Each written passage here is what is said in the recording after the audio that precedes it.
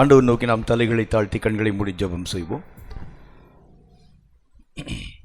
எங்களை அதிகமாக நேசிக்கிற எங்கள் அன்பின் பரலோக பிதாவே, ஆசீர்வதிக்கப்பட்ட இந்த நல்ல நாளிலே தேவ சமூகத்திலே காத்திருந்து உம்முடைய ஆசீர்வாதமான வல்லமையான காரியங்கள் யாவற்றையும் பெற்றுக்கொள்ளும்படியான இரக்கங்களை கிருபைகளை நீர் எங்கள் ஒவ்வொருவருக்கும் தந்திருக்கிறீர். அதற்காக நன்றி செலுத்துகிறோம்.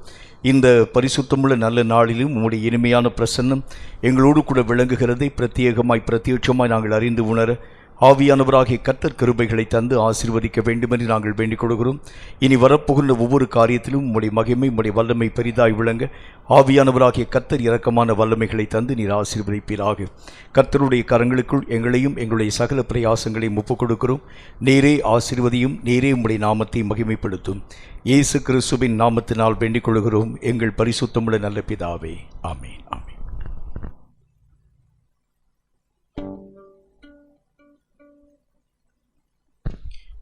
பாடல் புஸ்தகத்திலே 203வது பாடல், சாங் நம்பர் 203, 203வது பாடல்.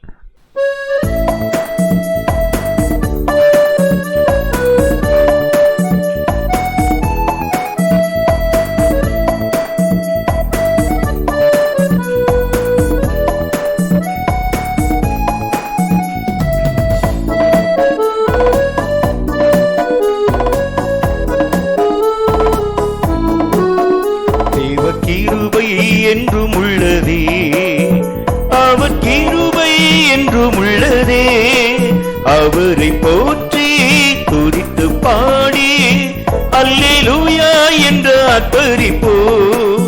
அவரை போற்றி துதித்து பாடி அல்லேலூயா என்று ஆர்ப்பரிப்போ.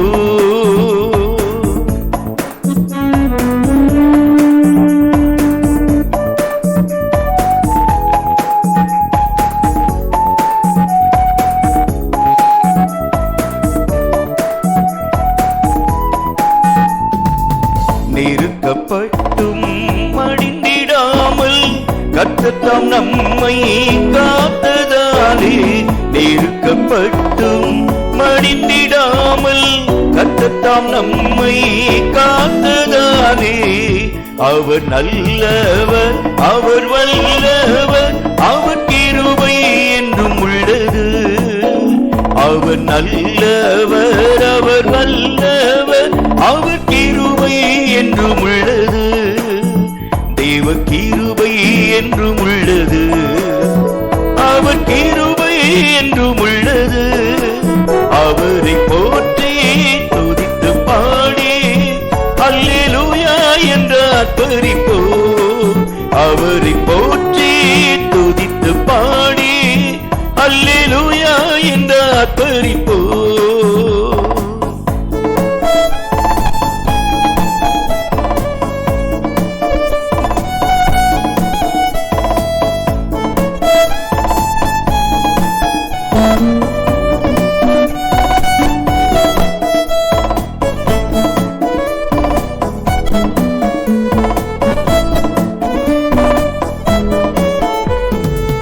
சத்துரு சேனை தொடர்ந்து சூழ்கையில் பக்தனாம் தாவீதின் தேவன் நமக்கு.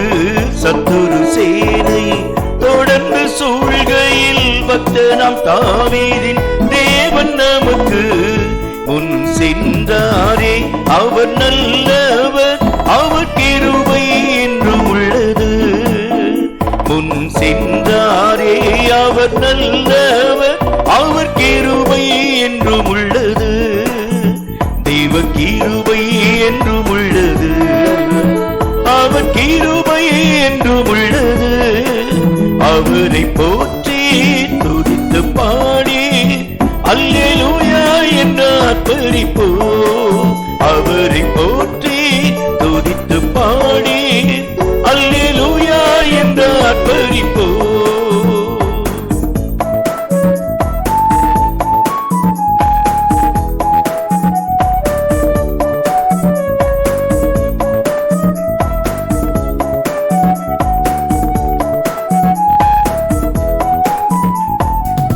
காரிருள் போன்ற கஷ்டங்கள் வந்தும் பாரினில் அவர் என் பாதையில் ஒளியாய்.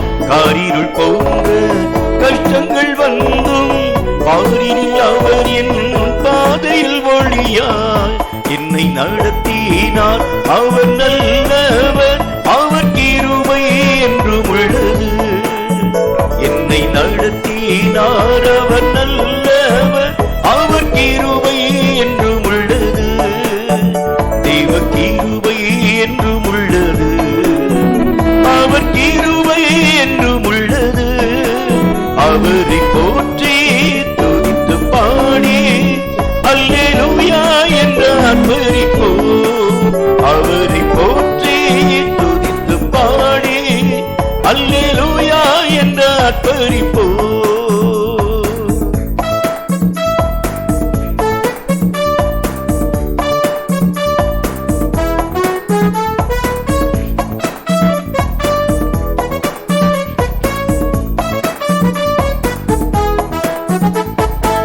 வெள்ளம் போல் நிந்தை மேற்கொள்ள வந்தும் வீரன் நெகேமியாவியை அழித்தே. வெள்ளம் போல் நிந்தை மேற்கொள்ள வந்தும் வீரன் நெகேமியாவியை அழித்தே. திட நம்பிக்கை தைரியம் ஈந்தாரே, அவர் கிருபை என்றும் உள்ளது. திட நம்பிக்கை தைரியம் ஈந்தாரே, அவர் கிருபை என்றும் உள்ளது. தேவ கிருபை என்றும் உள்ளது, அவர் கிருபை என்றும் உள்ளது. அவரை போற்றி துதித்து பாடி அல்லேலூயா என்று ஆர்ப்பரிப்போம். அவரை போற்றி துதித்து பாடி அல்லேலூயா என்று ஆர்ப்பரிப்போம்.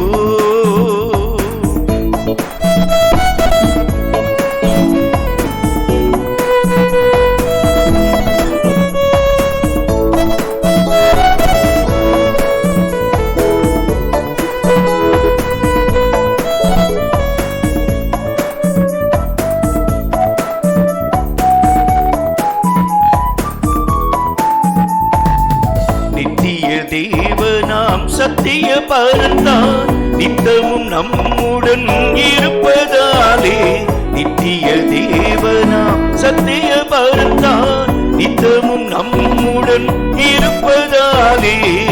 அவர் நல்லவர் என்றும் துதியுங்கள், அவர் கிருபை என்றும் உள்ளது. அவர் நல்லவர் என்றும் துதியுங்கள், அவர் கிருபை என்றும் உள்ளது. தேவ கிருபை என்றும் உள்ளது, அவர் கிருபை என்றும் உள்ளது. அவரை போற்றி துதித்து பாடி அல்லேலூயா என்று ஆர்ப்பரிப்போம். அவரை போற்றி துதித்து பாடி அல்லேலூயா என்று ஆர்ப்பரிப்போம். பாடல் புஸ்தகத்திலே 235வது பாடல், சாங் நம்பர் 235, 235.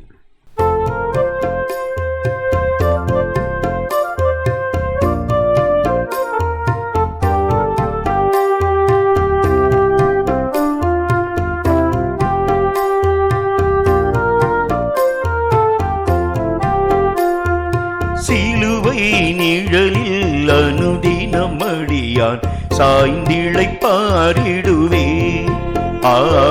சிலுவை நிழலில் அனுதினம் அடியான் சாய்ந்திழைப்பாரிடுவே. சிலுவையின் அன்பின் மறைவில் கிருபையின் இனிய நிழலில். சிலுவையின் அன்பின் மறைவில் கிருபையின் இனிய நிழலில். ஆத்துமனீசரின் அருகில், ஆத்துமனீசரின் அருகில் அடைகிறேன் ஆறுதல் மனதில். சிலுவை நிழலில் அனுதினம் அடியான் சாய்ந்திழைப்பாரிடுவேன். சிலுவை நிழலில் அனுதினம் அடியான் சாய்ந்திழைப்பாரிடுவேன்.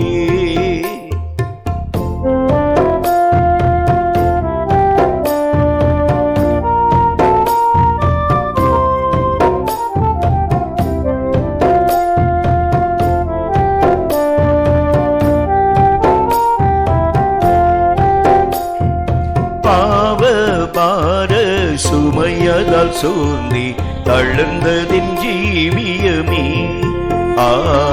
பாவ பார சுமையதால் சோர்ந்தே தளர்ந்ததின் ஜீவியமே.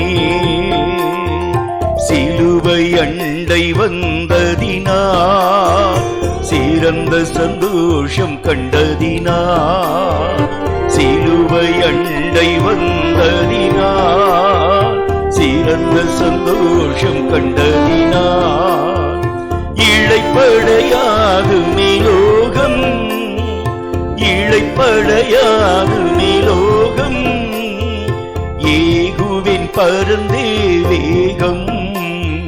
சிலுவை நிழலில் அனுதினம் அடியான் சாய்ந்திழைப்பாரிடுவே. சிலுவை நிழலில் அனுதினம் அடியான் சாய்ந்திழைப்பாரிடுவே.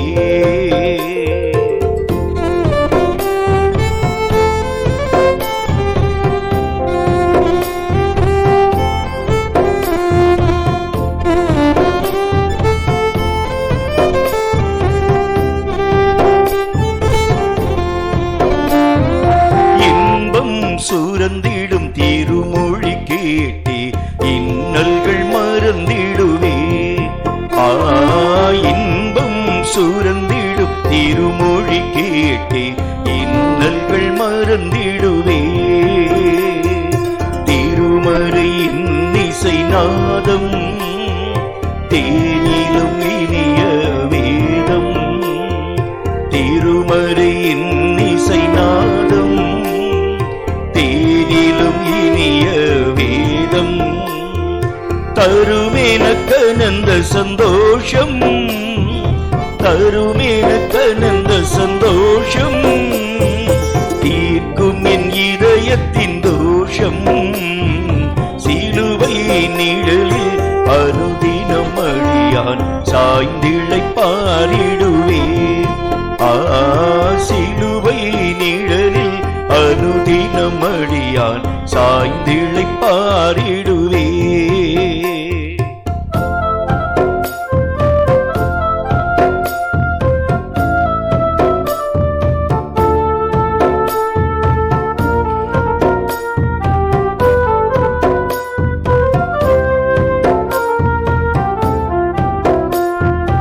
எவ்வித கொடிய இடருக்கும் அஞ்சேன், இயேசுவை சார்ந்து நிற்பேன்.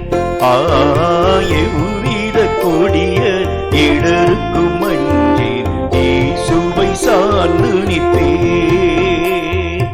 அவனியில் வியாகுலம் வந்தால் அவரையே நான் நம்பிக் கொண்டான். அவனியில் வியாகுலம் வந்தால் அவரையே நான் நம்பிக் கொண்டான்.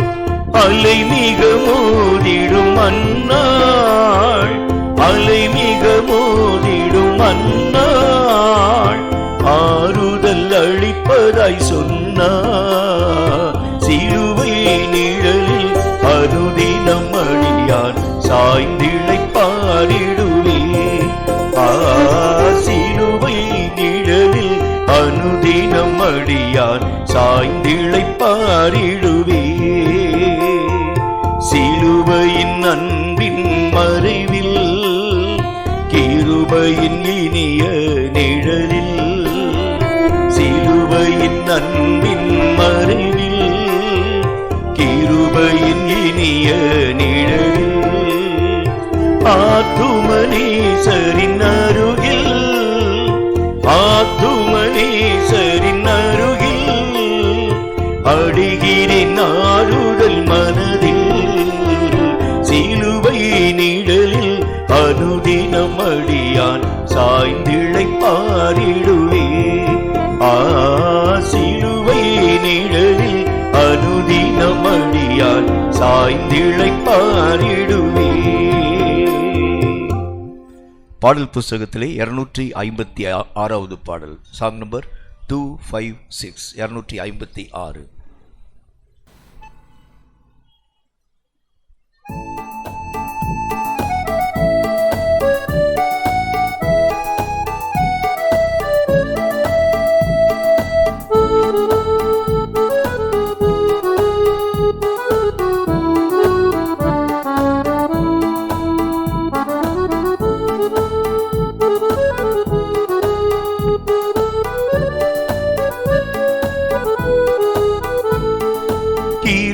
கிருபையிதே தேவ கிருபையிதே, கிருபையிதே தேவ கிருபையிதே, தாங்கி நடத்தியதே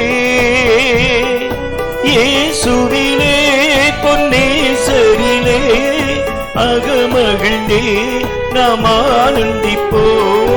இயேசுவிலே பொன்னேசரிலே அகமகிழ்ந்தே நாம் ஆனந்திப்போம்.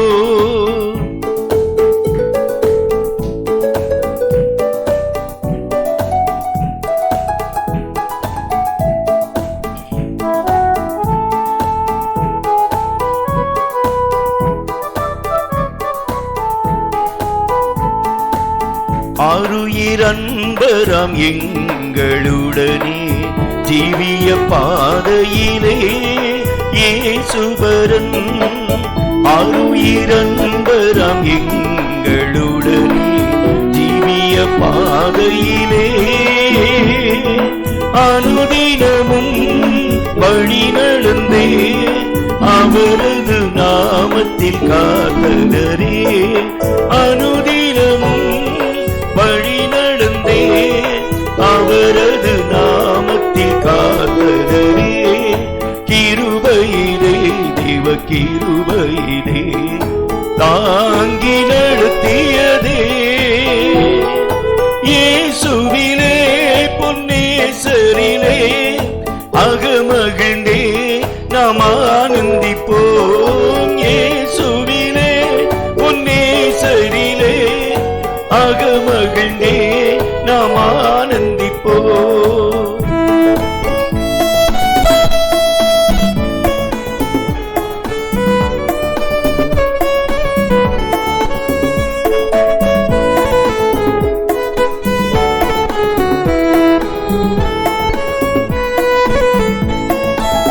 வார்த்தையினால் அவர் தீர்த்தார் எந்தன் வியாதியும் வேதனையும் வைத்தியராய், வார்த்தையினால் அவர் தீர்த்தார் எந்தன் வியாதியும் வேதனையும் இயேசுவல்லால் சார்ந்திடவோ இகமதில் வேறே மக்காருமில்லை, இயேசுவல்லால் சார்ந்திடவோ இகமதில் வேறே மக்காருமில்லை, கிருபையிதே தேவ கிருபையிதே தாங்கி நடத்தியதே இயேசுவிலே பொன்னேசரிலே அகமகிழ்ந்தே நாம் ஆனந்திப்போம். இயேசுவிலே பொன்னேசரிலே அகமகிழ்ந்தே நாம் ஆனந்திப்போம்.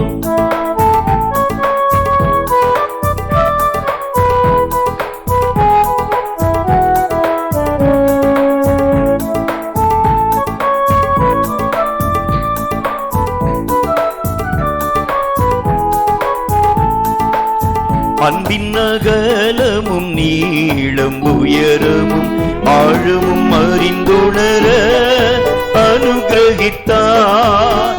அன்பின் அகலமும் நீளம் உயரமும் ஆழமும் அறிந்துணர கிறிஸ்துவிலே ஒரு மனையாய் சிருஷ்டித்தை நிறுத்தினார் அவர் சுதராய், கிறிஸ்துவிலே ஒரு மனையாய் சிருஷ்டித்தை நிறுத்தினார் அவர் சுதராய், கிருபையிதே தேவ கிருபையிதே தாங்கி நடத்தியதே இயேசுவிலே பொன்னேசரிலே அகமகிழ்ந்தே நாம் ஆனந்திப்போம். இயேசுவிலே பொன்னேசரிலே அகமகிழ்ந்தே நாம் ஆனந்திப்போம்.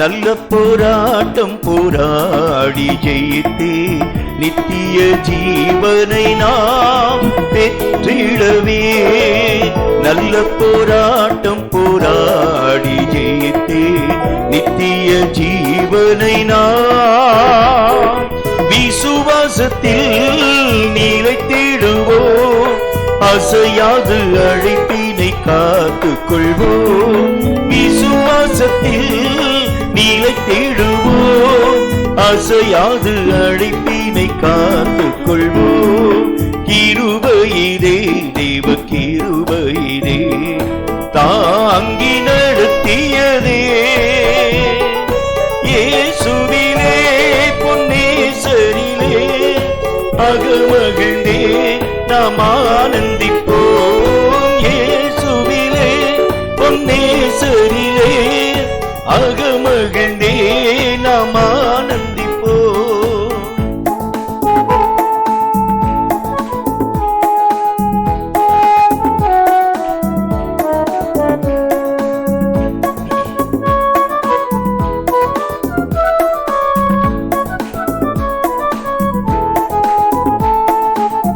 ஆவியும் மணவாட்டியும் அவளுடன் வாருமென்றழைக்கிறாரே வாருமென்றே ஆவியும் மணவாட்டியும் அவளுடன் வாருமென்றழைக்கிறாரே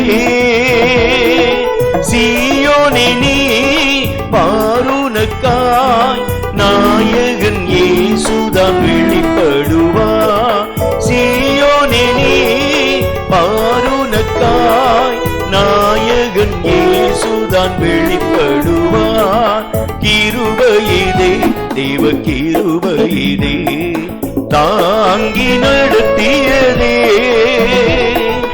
இயேசுவிலே பொன்னேசரிலே அகமகிழ்ந்தே நாம் ஆனந்திப்போம் இயேசுவிலே பொன்னேசரிலே அகமகிழ்ந்தே நாம் ஆனந்திப்போம். சங்கீதங்களின் புஸ்தகம் 150வது அதிகாரம். கர்த்தராகிய தேவன் தாமே இந்த சங்கீத வாக்கியங்களின் மூலம் நம்மோடு பேசும்படி தலைகளை தாழ்த்தி கண்களை மூடி கர்த்தரை நோக்கி நாம் ஜெபிப்போம். தொடர்ந்து ஆண்டவருடைய நாமத்தினாலே எழுந்து நின்று ஆராதனையோடு இந்த சங்கீதத்தை இணைந்து வாசிக்கலாம். சங்கீதங்களின் புஸ்தகம் 150வது அதிகாரம். கர்த்தராகிய தேவன் தாமே இந்த சங்கீத வேத வாக்கியங்களின் மூலம் நம்மோடு பேசும்படி தலைகளை தாழ்த்தி கண்களை மூடி கர்த்தரை நோக்கி நாம் ஜெபம் செய்வோம். கண்களை மூடி நாம் ஜெபிப்போம். எங்களை அதிகமாக நேசிக்கிற எங்கள் அன்பின் பரலோக பிதாவே, ஆசீர்வதிக்கப்பட்ட இந்த நல்ல நாளுக்காக நேரத்திற்காக உம்முடைய நாமத்தை ஸ்தோத்திரிக்கிறோம். இந்த நல்ல நாளிலும் நேரத்திலும் உம்முடைய இனிமையான பிரசன்னம் எங்கள் ஒவ்வொருவரையும் சூழ நின்று கடந்து வருகிறதை பிரத்யேகமாய் பிரத்யட்சமாய் நாங்கள் அறிந்து உணர ஆவியானவராகிய கர்த்தர் நீர் கிருபைகளை தந்து ஆசீர்வதிக்க வேண்டும் என்று நாங்கள் ஜெபிக்கிறோம். நீர் பேசுகிறதை நீர் பேசுகிற வண்ணமாய் நாங்கள் கற்று உணரும்படி ஆண்டவராகிய கர்த்தர் ஏற்ற வல்லமைகளை நீர் எங்களுக்கு தந்து ஆசீர்வதிப்பீராக. இந்த வசனம் பேசும் ஒவ்வொரு ஆழ்ந்த காரியங்களை கற்று உணர பிரகாசமுள்ள மனக்கண்களை நீர் எங்களுக்கு திறந்து தந்து ஆசீர்வதிக்க வேண்டும் என்று இயேசு கிறிஸ்துவின் நாமத்தினால் வேண்டிக் கொள்கிறோம் எங்கள் பரிசுத்தமுள்ள நல்ல பிதாவே, ஆமீன். எழுந்து நின்று 150வது சங்கீதத்தை ஆராதனையோடு நாம் இணைந்து வாசிப்போம். அல்லேலூயா. தேவனை அவருடைய பரிசுத்த ஸ்தலத்தில் துதியுங்கள். அவருடைய வல்லமை விளங்கும் ஆகாய விரிவை பார்த்து அவரை துதியுங்கள். அல்லேலூயா அல்லேலூயா அல்லேலூயா அல்லேலூயா அல்லேலூயா அல்லேலூயா அல்லேலூயா அல்லேலூயா. அவருடைய வல்லமையுள்ள கிரியைகளுக்காக அவரை துதியுங்கள். மாட்சிமை பொருந்தின அவருடைய மகத்துவத்திற்காக அவரை துதியுங்கள். அல்லேலூயா அல்லேலூயா அல்லேலூயா அல்லேலூயா. எக்கால துணியோடு அவரை துதியுங்கள். வீணையோடும் சுரமண்டலத்தோடும் அவரை துதியுங்கள். அல்லேலூயா அல்லேலூயா அல்லேலூயா அல்லேலூயா அல்லேலூயா அல்லேலூயா அல்லேலூயா அல்லேலூயா. தம்புரோடும் நடனத்தோடும் அவரை துதியுங்கள், யாழோடும் தீங்குழலோடும் அவரை துதியுங்கள். அல்லேலூயா அல்லேலூயா அல்லேலூயா அல்லேலூயா. ஓசையுள்ள கைத்தாளங்களோடும் அவரை துதியுங்கள், பேரோசையுள்ள கைத்தாளங்களோடும் அவரை துதியுங்கள். அல்லேலூயா அல்லேலூயா அல்லேலூயா அல்லேலூயா அல்லேலூயா அல்லேலூயா அல்லேலூயா அல்லேலூயா. சுவாசமுள்ள யாவும் கர்த்தரை துதிப்பதாக. அல்லேலூயா அல்லேலூயா அல்லேலூயா அல்லேலூயா அல்லேலூயா. Thank you, my Father. நீர் என்னோடு இருக்கும் போது என்னாலும் வெற்றி வெற்றியே. நீர் என்னோடு இருக்கும் போது என்னாலும் வெற்றி வெற்றியே. தோல்வி எனக்கில்லையே, நான் தோற்று போவதில்லையே. அல்லேலூயா. தோல்வி எனக்கில்லையே, நான் தோற்று போவதில்லையே. நீர் என்னோடு இருக்கும் போது என்னாலும் வெற்றி வெற்றியே. நீர் என்னோடு இருக்கும் போது என்னாலும் வெற்றி வெற்றியே. மலைகளை தாண்டிடுவே, கடும் பள்ளங்களை கடந்திடுவே. மலைகளை தாண்டிடுவே, கடும் பள்ளங்களை கடந்திடுவே. சதிகளை முறியடிப்பே,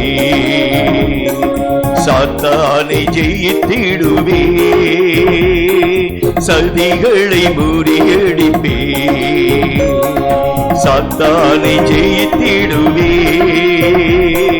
அல்லேலூயா அல்லேலூயா அல்லேலூயா அல்லேலூயா அல்லேலூயா அல்லேலூயா அல்லேலூயா அல்லேலூயா அல்லேலூயா அல்லேலூயா அல்லேலூயா அல்லேலூயா அல்லேலூயா அல்லேலூயா அல்லேலூயா. நீர் என்னோடு இருக்கும் போது என்னாலும் வெற்றி வெற்றியே. நீர் என்னோடு இருக்கும் போது என்னாலும் வெற்றி வெற்றியே. சீரைச்சாலை கதவுகளும் என் துதியினால் உடைந்துவிடும். சீரைச்சாலை கதவுகளும் என் துதியினால் உடைந்திடுமே.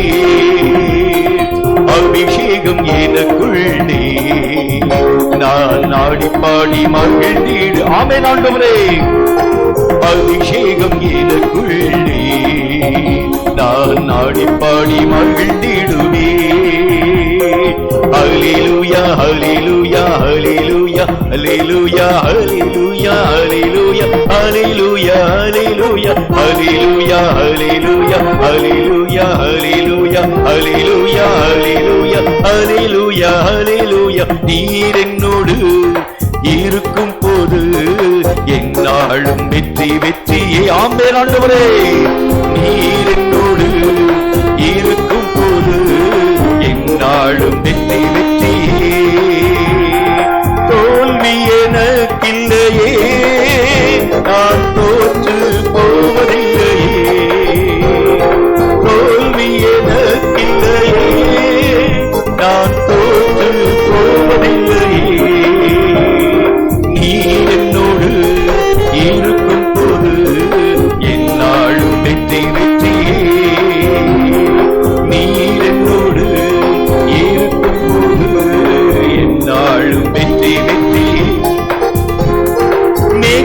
மேகஸ்தம்பம் மேலிருந்து பாதுகாக்குது, பாதை காட்டு பகலெல்லாம் கூட செல்லுது. மேகஸ்தம்பம் மேலிருந்து பாதுகாக்குது, பாதை காட்ட பகலெல்லாம் கூட செல்லுது.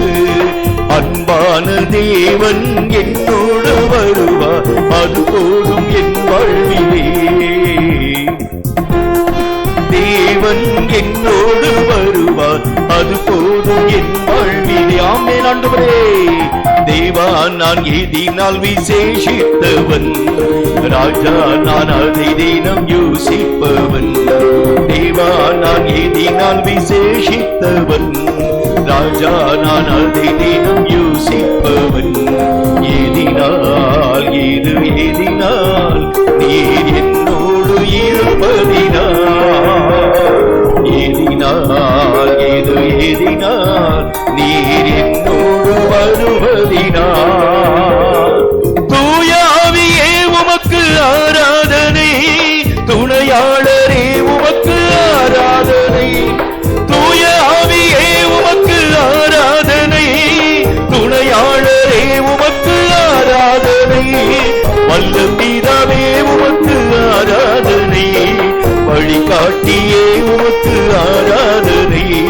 வல்ல பிதாவே உமக்கு ஆராதனை, வழிகாட்டியே உமக்கு ஆராதனை. ஆராதனை ஆராதாமே, துதி ஆராதனை ஆராதனை. ஆராதனை ஆராதனை, துதி ஆராதனை ஆராதனை. காலையிலும் மாலையிலும் ஆராதனை அப்பாவுக்கே, காலையிலும் மாலையிலும் ஆராதனை அப்பாவுக்கே.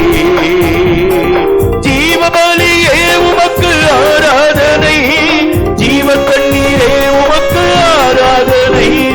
ஜீவபலியே உமக்கு ஆராதனை, ஜீவ தண்ணீரே உமக்கு ஆராதனை. உமக்கு ஆராதனை, மேசியாவே உமக்கு ஆராதனை. மேகஸ்தம்பமே உமக்கு ஆராதனை, சியாவே உமக்கு ஆராதனை. ஆராதனை ஆராதனை ஹல்லேலூயா, துதி ஆராதனை ஆராதனை. ஆராதனை ஆராதனை, துதி ஆராதனை ஆராதனை. காலையிலும் மாலையிலும் ஆராதனை அப்பாவுக்கே, காலையிலும் மாலையிலும் ஆராதனை அப்பாவுக்கே. நொறுங்குண்ட இதயம் தேற்றுகிறார், உடைந்த உள்ளம் தாங்குகிறார். நொறுங்குண்ட இதயம் தேற்றுகிறார், உடைந்த உள்ளம் தாங்குகிறார். காயங்கள் அனைத்தையும் கட்டுகிறார், கண்ணீர் துடைக்கிறார். காயங்கள் அனைத்தையும் கட்டுகிறார், கண்ணீர் துடைக்கிறார். நம் கண்ணீர் துடைக்கிறார், உன் கண்ணீர் துடைக்கிறார். கலங்கிடவே வேண்டாம், கலங்கிடவே வேண்டாம், கலங்கிடவே வேண்டாம், கலங்கிடவே வேண்டாம். நம் இயேசு கைவிட மாட்டார், நம் இயேசு கைவிட மாட்டார். உங்கள் துக்கம் சந்தோஷமாய் மாறும், உங்கள் கவலைகள் கண்ணீர் எல்லாம் மறைந்துவிடும். உங்கள் துக்கம் சந்தோஷமாய் மாறும், உங்கள் கவலைகள் கண்ணீர் எல்லாம் மறைந்துவிடும். கலங்காதே மகனே, கலங்காதே மகளே, கலங்காதே மகனே. ஆமே, கலங்காதே மகளே. நம் இயேசு கைவிட மாட்டார், நம் இயேசு கைவிட மாட்டார். பிராணிக்கு மேலாக சோதிக்கப்பட ஒரு நாளும் விடமாட்டார். ராணிக்கு மேலாக சோதிக்கப்பட ஒரு நாளும் விடமாட்டார். தாங்கிடும் பேர் தருவார், தப்பிச் செல்ல வழி செய்வார். தாங்கிடும் பேர் தருவார், தப்பிச் செல்ல வழி செய்வார். நீ தப்பிச் செல்ல வழி செய்வார், நீ தப்பிச் செல்ல வழி செய்வார். உங்கள் துக்கம் சந்தோஷமாய் மாறும், உங்கள் கவலைகள் கண்ணீர் எல்லாம் அறிந்துவிடும். உங்கள் துக்கம் சந்தோஷமாய் மாறும், உங்கள் கவலைகள் கண்ணீர் எல்லாம் அறிந்துவிடும். கலங்காதே மகனே, கலங்காதே மகளே, கலங்காதே மகனே, கலங்காதே மகளே.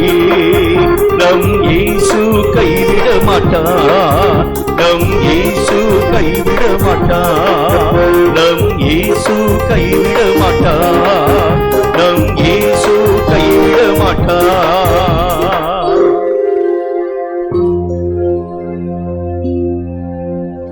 எபினேசரே, எபினேசரே, இதுவரையில் உதவி நீரே. எபினேசரே, எபினேசரே, இதுவரையில் உதவி நீரே. இதுவரையில் உதவி நீரே. இதுவரையில் உதவி நீரே. உம்மை முழு உள்ளத்தோடு ஆராதித்தே, முழு பலத்தோடு அன்பு கூறுவே. ஆராதனை ஆராதனை ஆராதனை ஆராதனை ஆராதனை ஆராதனை ஆராதனை ஆராதனை.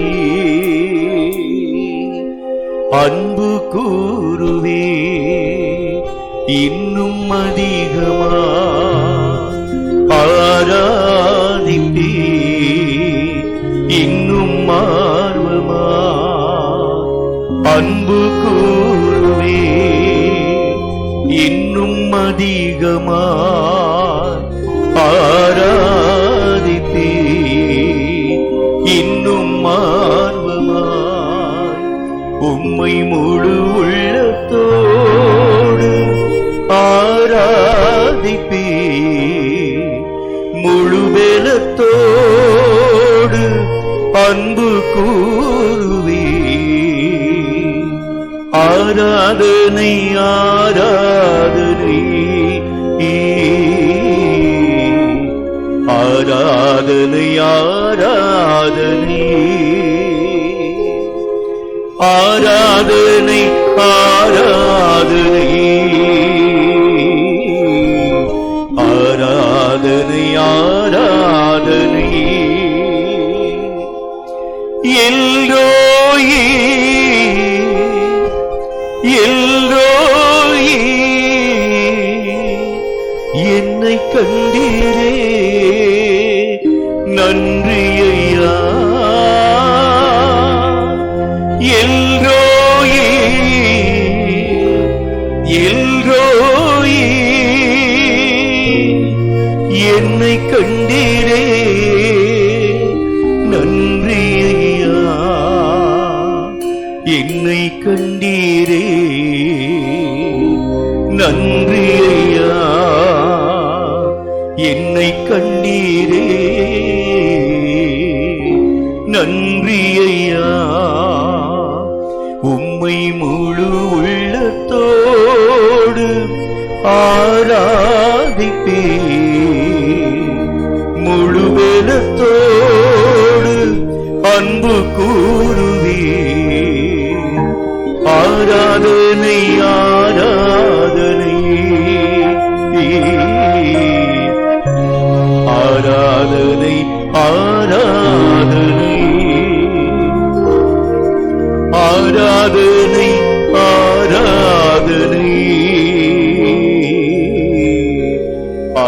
ஆராதனை ஆராதனை. அல்லேலூயா அல்லேலூயா அல்லேலூயா அல்லேலூயா அல்லேலூயா அல்லேலூயா அல்லேலூயா அல்லேலூயா. ஆராதனை ஆராதனை ஆராதனை ஆராதனை ஆராதனை ஆராதனை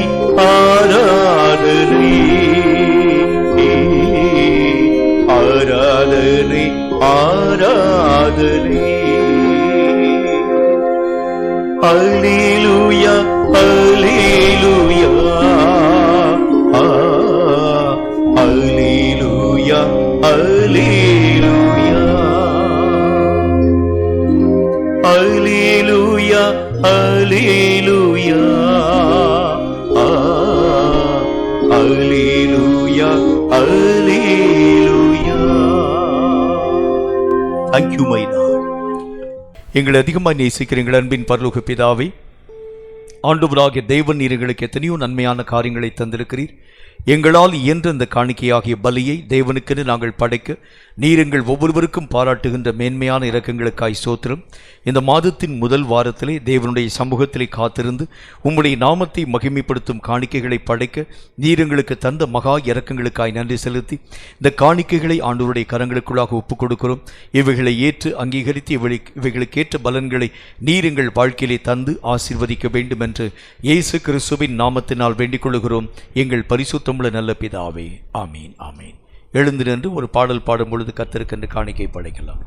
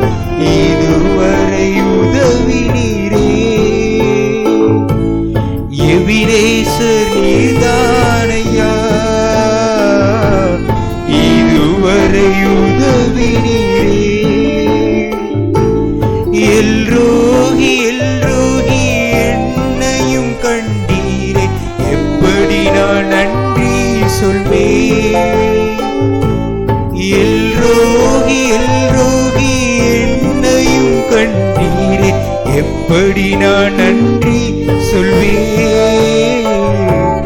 நன்றி நன்றி ஐயா, கோடி கோடி நன்றி ஐயா.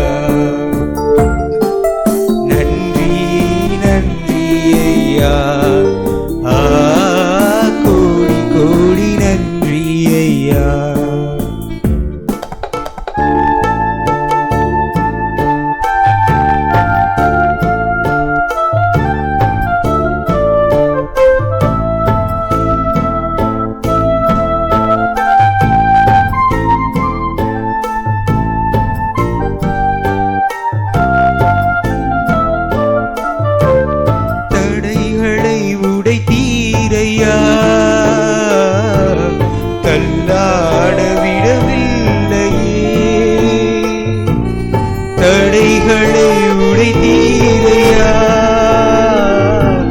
தள்ளாட விடவில்லையே. சோர்ந்து போன நேரமெல்லாம் தூக்கி என்னை சுமந்து வாக்கு தந்து தேற்றினீரே.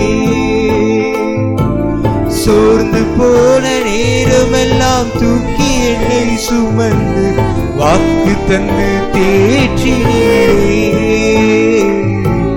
நன்றி நன்றி ஐயா, கோடி கோடி நன்றி ஐயா.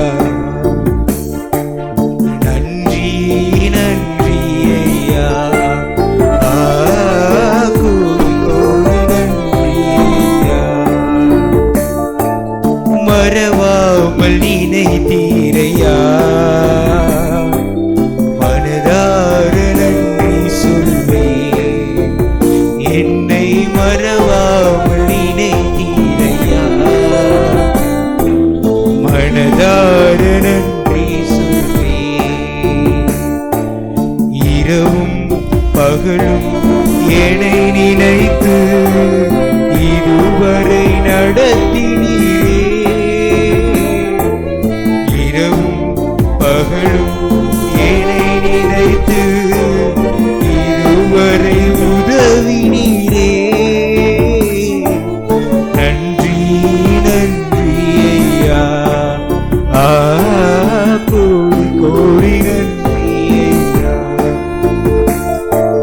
நன்றி நன்றி ஐயா, கோடி கோடி நன்றி ஐயா. கொடுக்கப்பட்ட காணிக்கைகளுக்காக தலைகளை தாழ்த்தி நாம் கண்களை மூடி ஜெபம் செய்வோம்.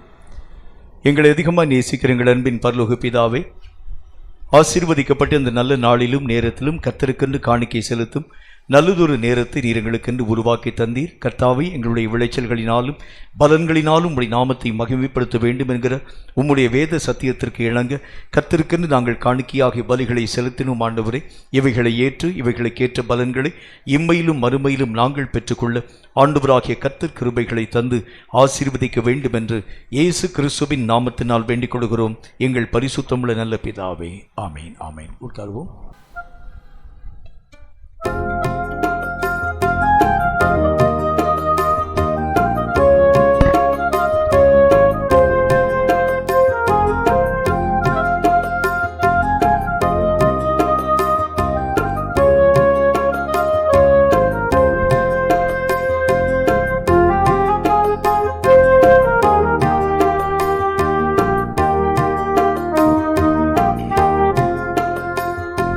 பிரசன்னம் தாரும் தேவனே, உந்தன் சமூகம் தாருமே.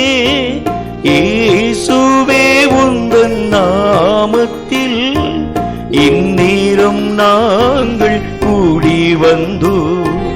இயேசுவே, உந்தன் நாமத்தில் இந்நேரம் நாங்கள் கூடி வந்தோம். பிரசன்னம் தாரும் தேவனே.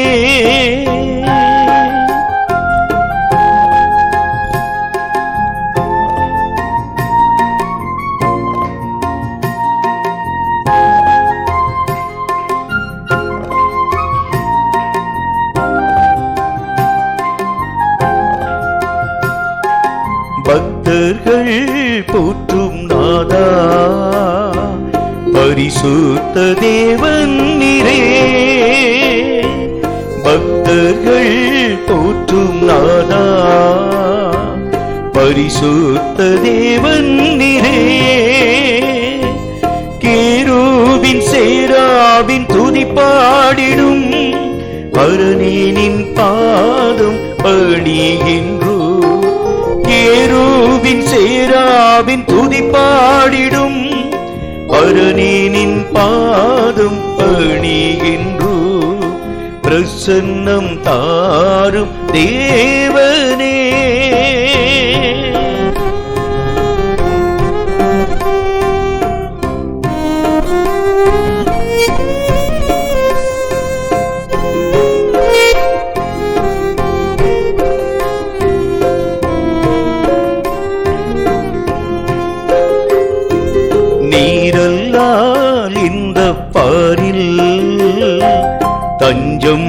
வேறாருமில்லை,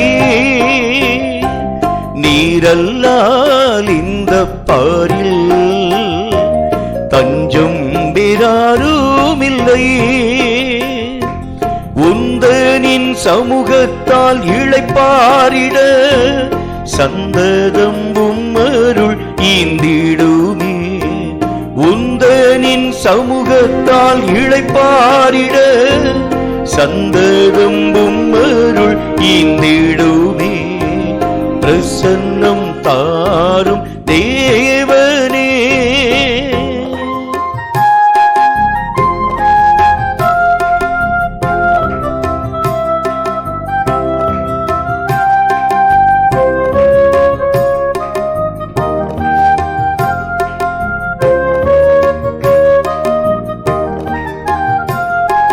நல்மேய்ப்பர் இயேசு தேவா, துன்பங்கள் நீக்கிடுமே. நல்மேய்ப்பர் இயேசு தேவா, துன்பங்கள் நீக்கிடுமே. ஆதி அன்பு என்னில் குன்றிடாமல் நீலைக்க நல்லருள் தந்திடுமே. ஆதி அன்பு என்னில் குன்றிடாமல் நீலைக்க நல்லருள் தந்திடுமே. பிரசன்னம் தாரும் தேவனே,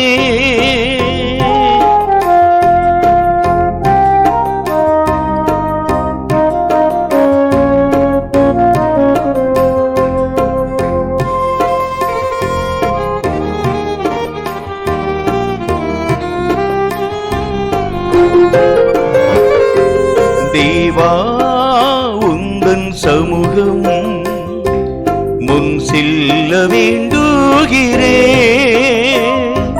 தேவா உந்தன் சமூகம் முன் செல்ல வேண்டுகிறே. பேரின்பம் எந்நாளும் பொங்கிடவே உம்மில் மகிழ்ந்து நான் ஆனந்திப்பேன்.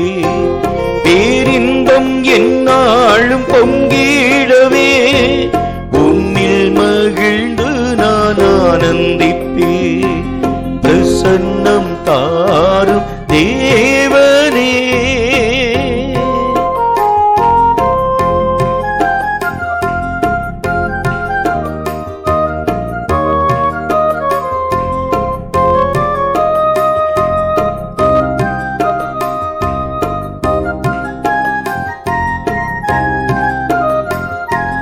வானத்தில் தோன்றும் நாளில் உம்மை போல் மாறிடவே.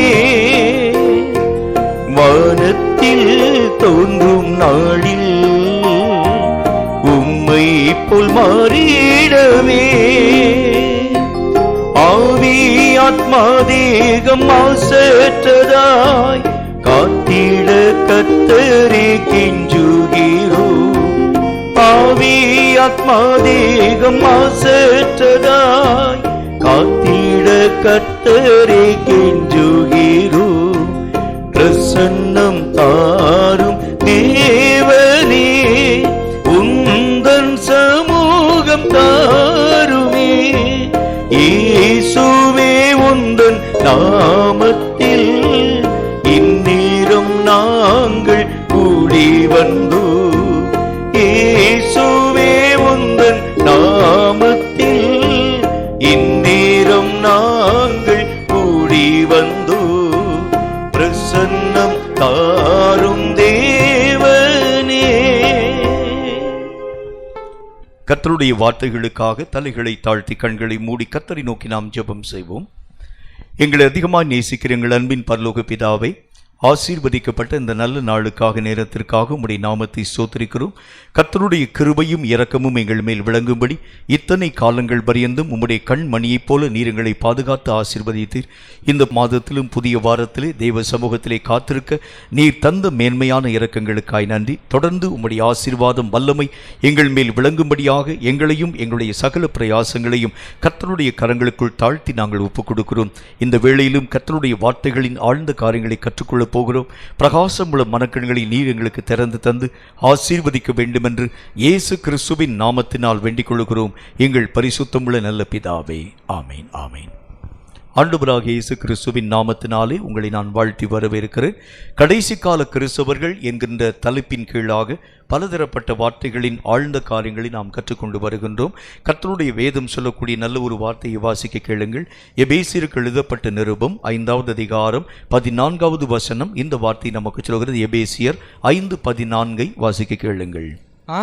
ஆதலால் தூங்குகிற நீ விழித்து, தூங்கக்கூடிய நீ விழித்து, மரித்தோரை விட்டு எழுந்திரு, மரித்தோரை விட்டு நீ எழுந்திரு. அப்பொழுது கிறிஸ்து உன்னை பிரகாசிப்பிப்பார் என்று சொல்லி இருக்கிறாரே. கர்த்தருடைய வேதம் சொல்லுகிறதைப் போல கடைசி கால கிறிஸ்தவர்களின் இயக்கம் எப்படியாய் காணப்பட வேண்டும்? அவர் சொல்லுகின்றார், கடைசி கால கிறிஸ்தவர்கள் எழுப்புதலின் கிறிஸ்தவர்களாய் காணப்படுகிறார்கள்.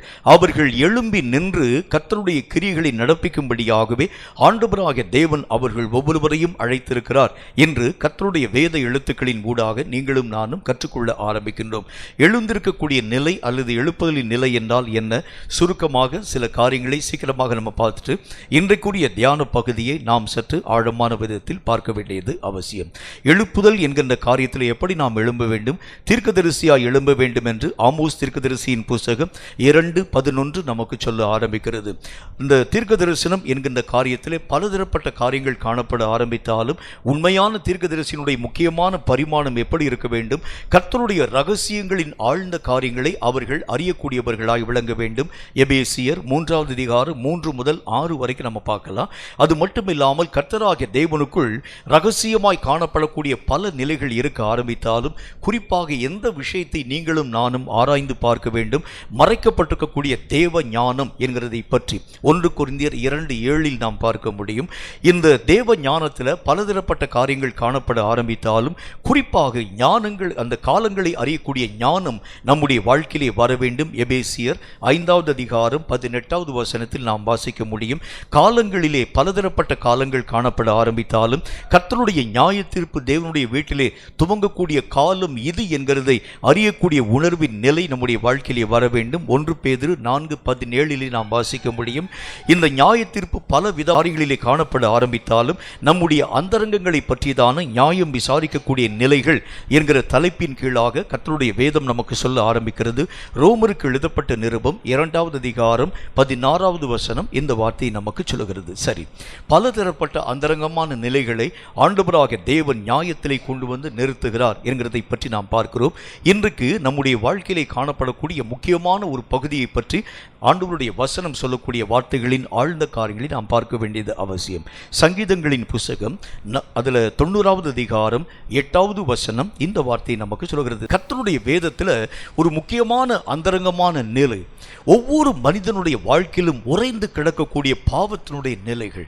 இந்த பாவத்தினுடைய நிலைகள் வெளியே காணப்படக்கூடிய காலங்களிலே நம்முடைய வாழ்க்கையிலே இவைகள் ஒன்றும் எந்த விஷயமும் தோற்றமளிக்காமல் மனதின் ஆழத்திலே அந்தரங்கமான புதை பொருளாய் வைக்கப்பட்டிருக்கக்கூடிய நிலை. காலங்கள் வரக்கூடிய நேரங்களில் திடீரென்று சொல்லி எழும்பி நம்முடைய ஆவிக்குரிய நிலைகள் யாவற்றையும் வஞ்சிக்கக்கூடிய வல்லமை பெற்றதாய் விளங்க ஆரம்பிக்கிறது. ஆண்டவராக தேவனுடைய பரிசுத்தமுள்ள நாமத்தினாலே ஊழியத்தின் ஊடாக கடந்து போன அநேக விதமான சீஷர்கள், அந்த சீஷர்களிலே ஆண்டவராக தேவன் 2 பேராக அனுமதித்து ஒவ்வொரு கிராமத்தின் மத்தியிலும் சென்று கர்த்தருடைய வார்த்தைகளை அறிவிக்க வேண்டும் என்று சொல்லி அவர்கள் மேல் அபிஷேகத்தை ஆண்டவராக தேவன் ஊதி அவர்களை ஊழியத்தின் பாதையிலே அழைத்து அனுப்ப துவங்க ஆரம்பித்தார். இப்படி ஊழியத்தின் ஊடாக கடந்து போகக்கூடிய மக்களிலே யூதாஸ் காரியோத்தும் ஒருவனாகவே காணப்பட துவங்கினான். வெளியே பார்க்கும் பொழுது நல்ல ஊழியம் செய்யக்கூடிய ஒரு மனிதன் தான். ஆனால் அவனுடைய அந்தரங்கமான நினைவு எப்படியா இருந்தது என்று நீங்களும் நானும் அறிந்து கொள்ள முடியும். வெளியரங்கமான வாழ்க்கையிலே நல்ல ஒரு ஊழியம் பார்க்கக்கூடிய ஒரு மனிதன், பிசாசுகள் எல்லாம் ஆண்டவராகிய தேவனுடைய நாமத்தினால் நாங்கள் துரத்தினோம் என்று சொல்லக்கூடிய வார்த்தைகளை எல்லா சீஷர்களும் பேசும் பொழுது இவனும் பேச ஆரம்பித்தான். இவன் அந்த வாயின் வார்த்தைகளின் மூலமாக கூட சாத்தானுடைய ஆவிகள் துரத்துண்டு கடந்து போகக்கூடிய நிலைகளை அவனுடைய கண்களும் பார்க்க துவங்கிற்று. அப்படின்னா என்ன அர்த்தம்? ஒரு மனுஷனுடைய வெளியரங்கமான வாழ்க்கையினுடைய நிலை வேறு, அந்தரங்கமான வாழ்க்கையிலே காணப்படக்கூடிய பாவத்தின் நிலை நிலை வேறு. வெளியரங்கமான நிலைகள் எத்தனை விதமான காரியங்களை நீங்களும் நானும் செய்து முடிக்க முடியும்.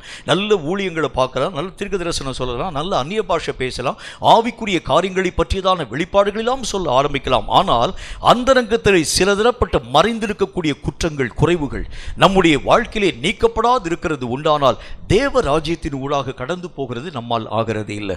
கோயில்பட்டி என்கின்ற இடத்துல என்னுடைய சகோதரன் வின்சென்ட் செல்வகுமார் அண்ணன் ஒரு முறை ஆரம்ப நாட்களிலே ஊழியத்திற்காக கடந்து போன அந்த காலங்கள், அதில் அந்த திருச்சபையில் கர்த்தருடைய வார்த்தைகளை அறிவிக்கக்கூடிய நேரத்தில் முன் வரிசையில் உட்கார்ந்திருக்கக்கூடிய ஒரு வயதான ஒரு தாயார், அந்த அம்மா தான் வந்து அந்த சபையினுடைய தீர்க்க தரிசனம் சொல்லக்கூடிய ஒரு அம்மா. அந்த அம்மா கர்த்தருடைய வார்த்தைகளை அவர்கள் சொல்லக்கூடிய நேரத்தில் அந்த வார்த்தைகளை சொல்லி முடிக்கிறதுக்கு முன்பதாக உடனே எடுத்து வாசிக்கக்கூடிய ஒரு அருமையான ஒரு தாயார். அங்கே இருக்கக்கூடிய மக்கள் யாவரும் அந்த தாயாரை மெச்ச துவங்க ஆரம்பிப்பாங்க. ஆரம்ப நேரத்தில் கூட அதாவது இது அன்னைகிட்ட அவங்க வந்து சொல்லியிருக்கிறாங்க, இந்த அம்மா இருக்கிறது தான் எங்களுடைய சபையினுடைய எழுப்புதலுக்கு காரணம்.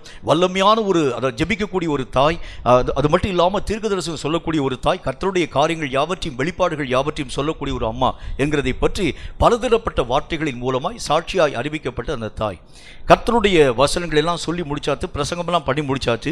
இறுதி ஜெப வேளை வந்தது. ஒவ்வொருவருக்காக ஜெபிக்கும் பொழுது அந்த மாதம் முன்னால் வந்து ஜெபிக்கும்படிக்காக, ஐயா நீங்கள் எனக்காக நீங்கள் தலையில் கை வச்சு ஜெபிக்க வேண்டும். தலையிலே கை வைத்த பொழுது பிசாசுகள் அலறி அடித்து ஓட ஆரம்பிச்சிருச்சு. தீர்க்க தரிசனம் சொல்லக்கூடிய அம்மா, அந்நிய பாஷை பேசக்கூடிய அம்மா, ஆவிக்குரிய அனுபவங்களை சொல்லக்கூடிய அம்மா, அவங்கள பற்றி என்ன சாட்சி சொன்னாங்க? சபையினுடைய எழுப்புதலே இந்த அம்மா வச்சு தான் உருவாக்கப்பட ஆரம்பிக்கிறது. என்றாலும் கூட வெளியரங்கமான வாழ்க்கையினுடைய நிலை வேறு, அந்தரங்கத்திலே கட்டப்பட்டிருக்கக்கூடிய வாழ்க்கையினுடைய அனுபவங்கள் வேறு. ஒரு மனுஷனுடைய அந்தரங்க வாழ்க்கை சுத்திகரிக்கப்படாது இருக்கிறது உண்டானால் தேவ ராஜ்யத்தின் ஊடாக கடந்து போக முடிகிறதில்லை. அதனால தான் ஆண்டவராக தேவன் சொல்லும் பொழுது அவர் என்ன சொல்லுகின்றார்? என்னை நோக்கி கர்த்தாவே கர்த்தாவே என்று சொல்லக்கூடியவன் அல்ல, உம்முடைய நாமத்தினாலே தீர்க்க தரிசனம் சொல்லணும், உம்முடைய நாமத்தினாலே அந்நிய பாஷை பேசணும், பிசாசுகளை துரத்தினோம், உம்முடைய நாமத்தினாலே அநேகம் அற்புதங்களை செய்தோம் அல்லவா? ஆனால் ஆண்டவராகிய தேவன் என்ன பதில் உத்தரவு ஒன்றை சொல்கிறார் பாருங்கள், நான் உங்களை அறியேன். அப்படின்னு அர்த்தம், கர்த்தருக்கு சம்பந்தமில்லாத வாழ்க்கை நீ வாழ துவங்குகிறாய். ஆண்டவருடைய நாமத்தினால் தான் தீர்க்க தரிசனம் சொன்னான், ஆண்டவருடைய நாமத்தினால் தான் பிசாசுகளை துரத்தினான். என்றாலும் கர்த்தராகிய தேவனுக்கு அறிமுகமாக்கப்படாத ஒரு நிலையிலே அவனுடைய வாழ்க்கை காணப்பட துவங்கிற்று. அப்ப கர்த்தருடைய வேதம் சொல்கிறதை போல தேவனுடைய விருப்பத்திற்கு இணங்க, தேவனுடைய சித்தத்திற்கு ஏற்ற ஒரு வாழ்க்கை வாழ வேண்டும் என்றால் என் அந்தரங்கமான நிலைகள் முதல் காரியம் சுத்திகரிக்கப்பட வேண்டும். அதில் அந்த வசனம் என்ன சொல்றது பாருங்க, அந்தரங்கமான பாவ நிலைகளிலே நின்று நீங்களும் நானும் காப்பாற்றப்பட வேண்டியது அவசியம். இது என்ன அந்தரங்கமான பாவம் அப்படிங்கிறத பற்றி நீங்களும் நானும் ஒரு கேள்வி எழுப்பலாம். இது நம்முடைய வாழ்க்கையிலே திடீர் ரட்சிக்கப்பட்ட பிறகும் கூட சில பாவத்தினுடைய நிலைகள் நம்முடைய வாழ்க்கையிலே மேலெழும்பி வருகிறதை பார்க்க முடியும். சில அக்கிரமத்தினுடைய நிலைகள், முன்பு காணப்பட்ட அதே விதமான தேவன் அருவருக்கக்கூடிய நிலைகள் நம்முடைய வாழ்க்கையிலே மனதளவில் தோன்றி எழும்பக்கூடிய நிலைகளை பார்க்க முடியும். ரட்சிக்கப்பட்ட பிறகு ஒரு மனுஷனுடைய வாழ்க்கையிலே இந்த மாதிரியான பாவத்தினுடைய அலைகள் வர முடியுமா? முடியும். ஏன் அப்படின்னா கர்த்தருடைய வேத வசனத்தில் ரட்சிப்பு என்கிறது எப்படி உருவாக்கப்பட ஆரம்பிக்கிறது? அதாவது இந்த வேலி கருவேல் மரங்கள் என்று அழைக்கப்படக்கூடிய அந்த மரங்களை பற்றி நீங்கள் மெய்யாகவே அறிந்திருக்க முடியும்.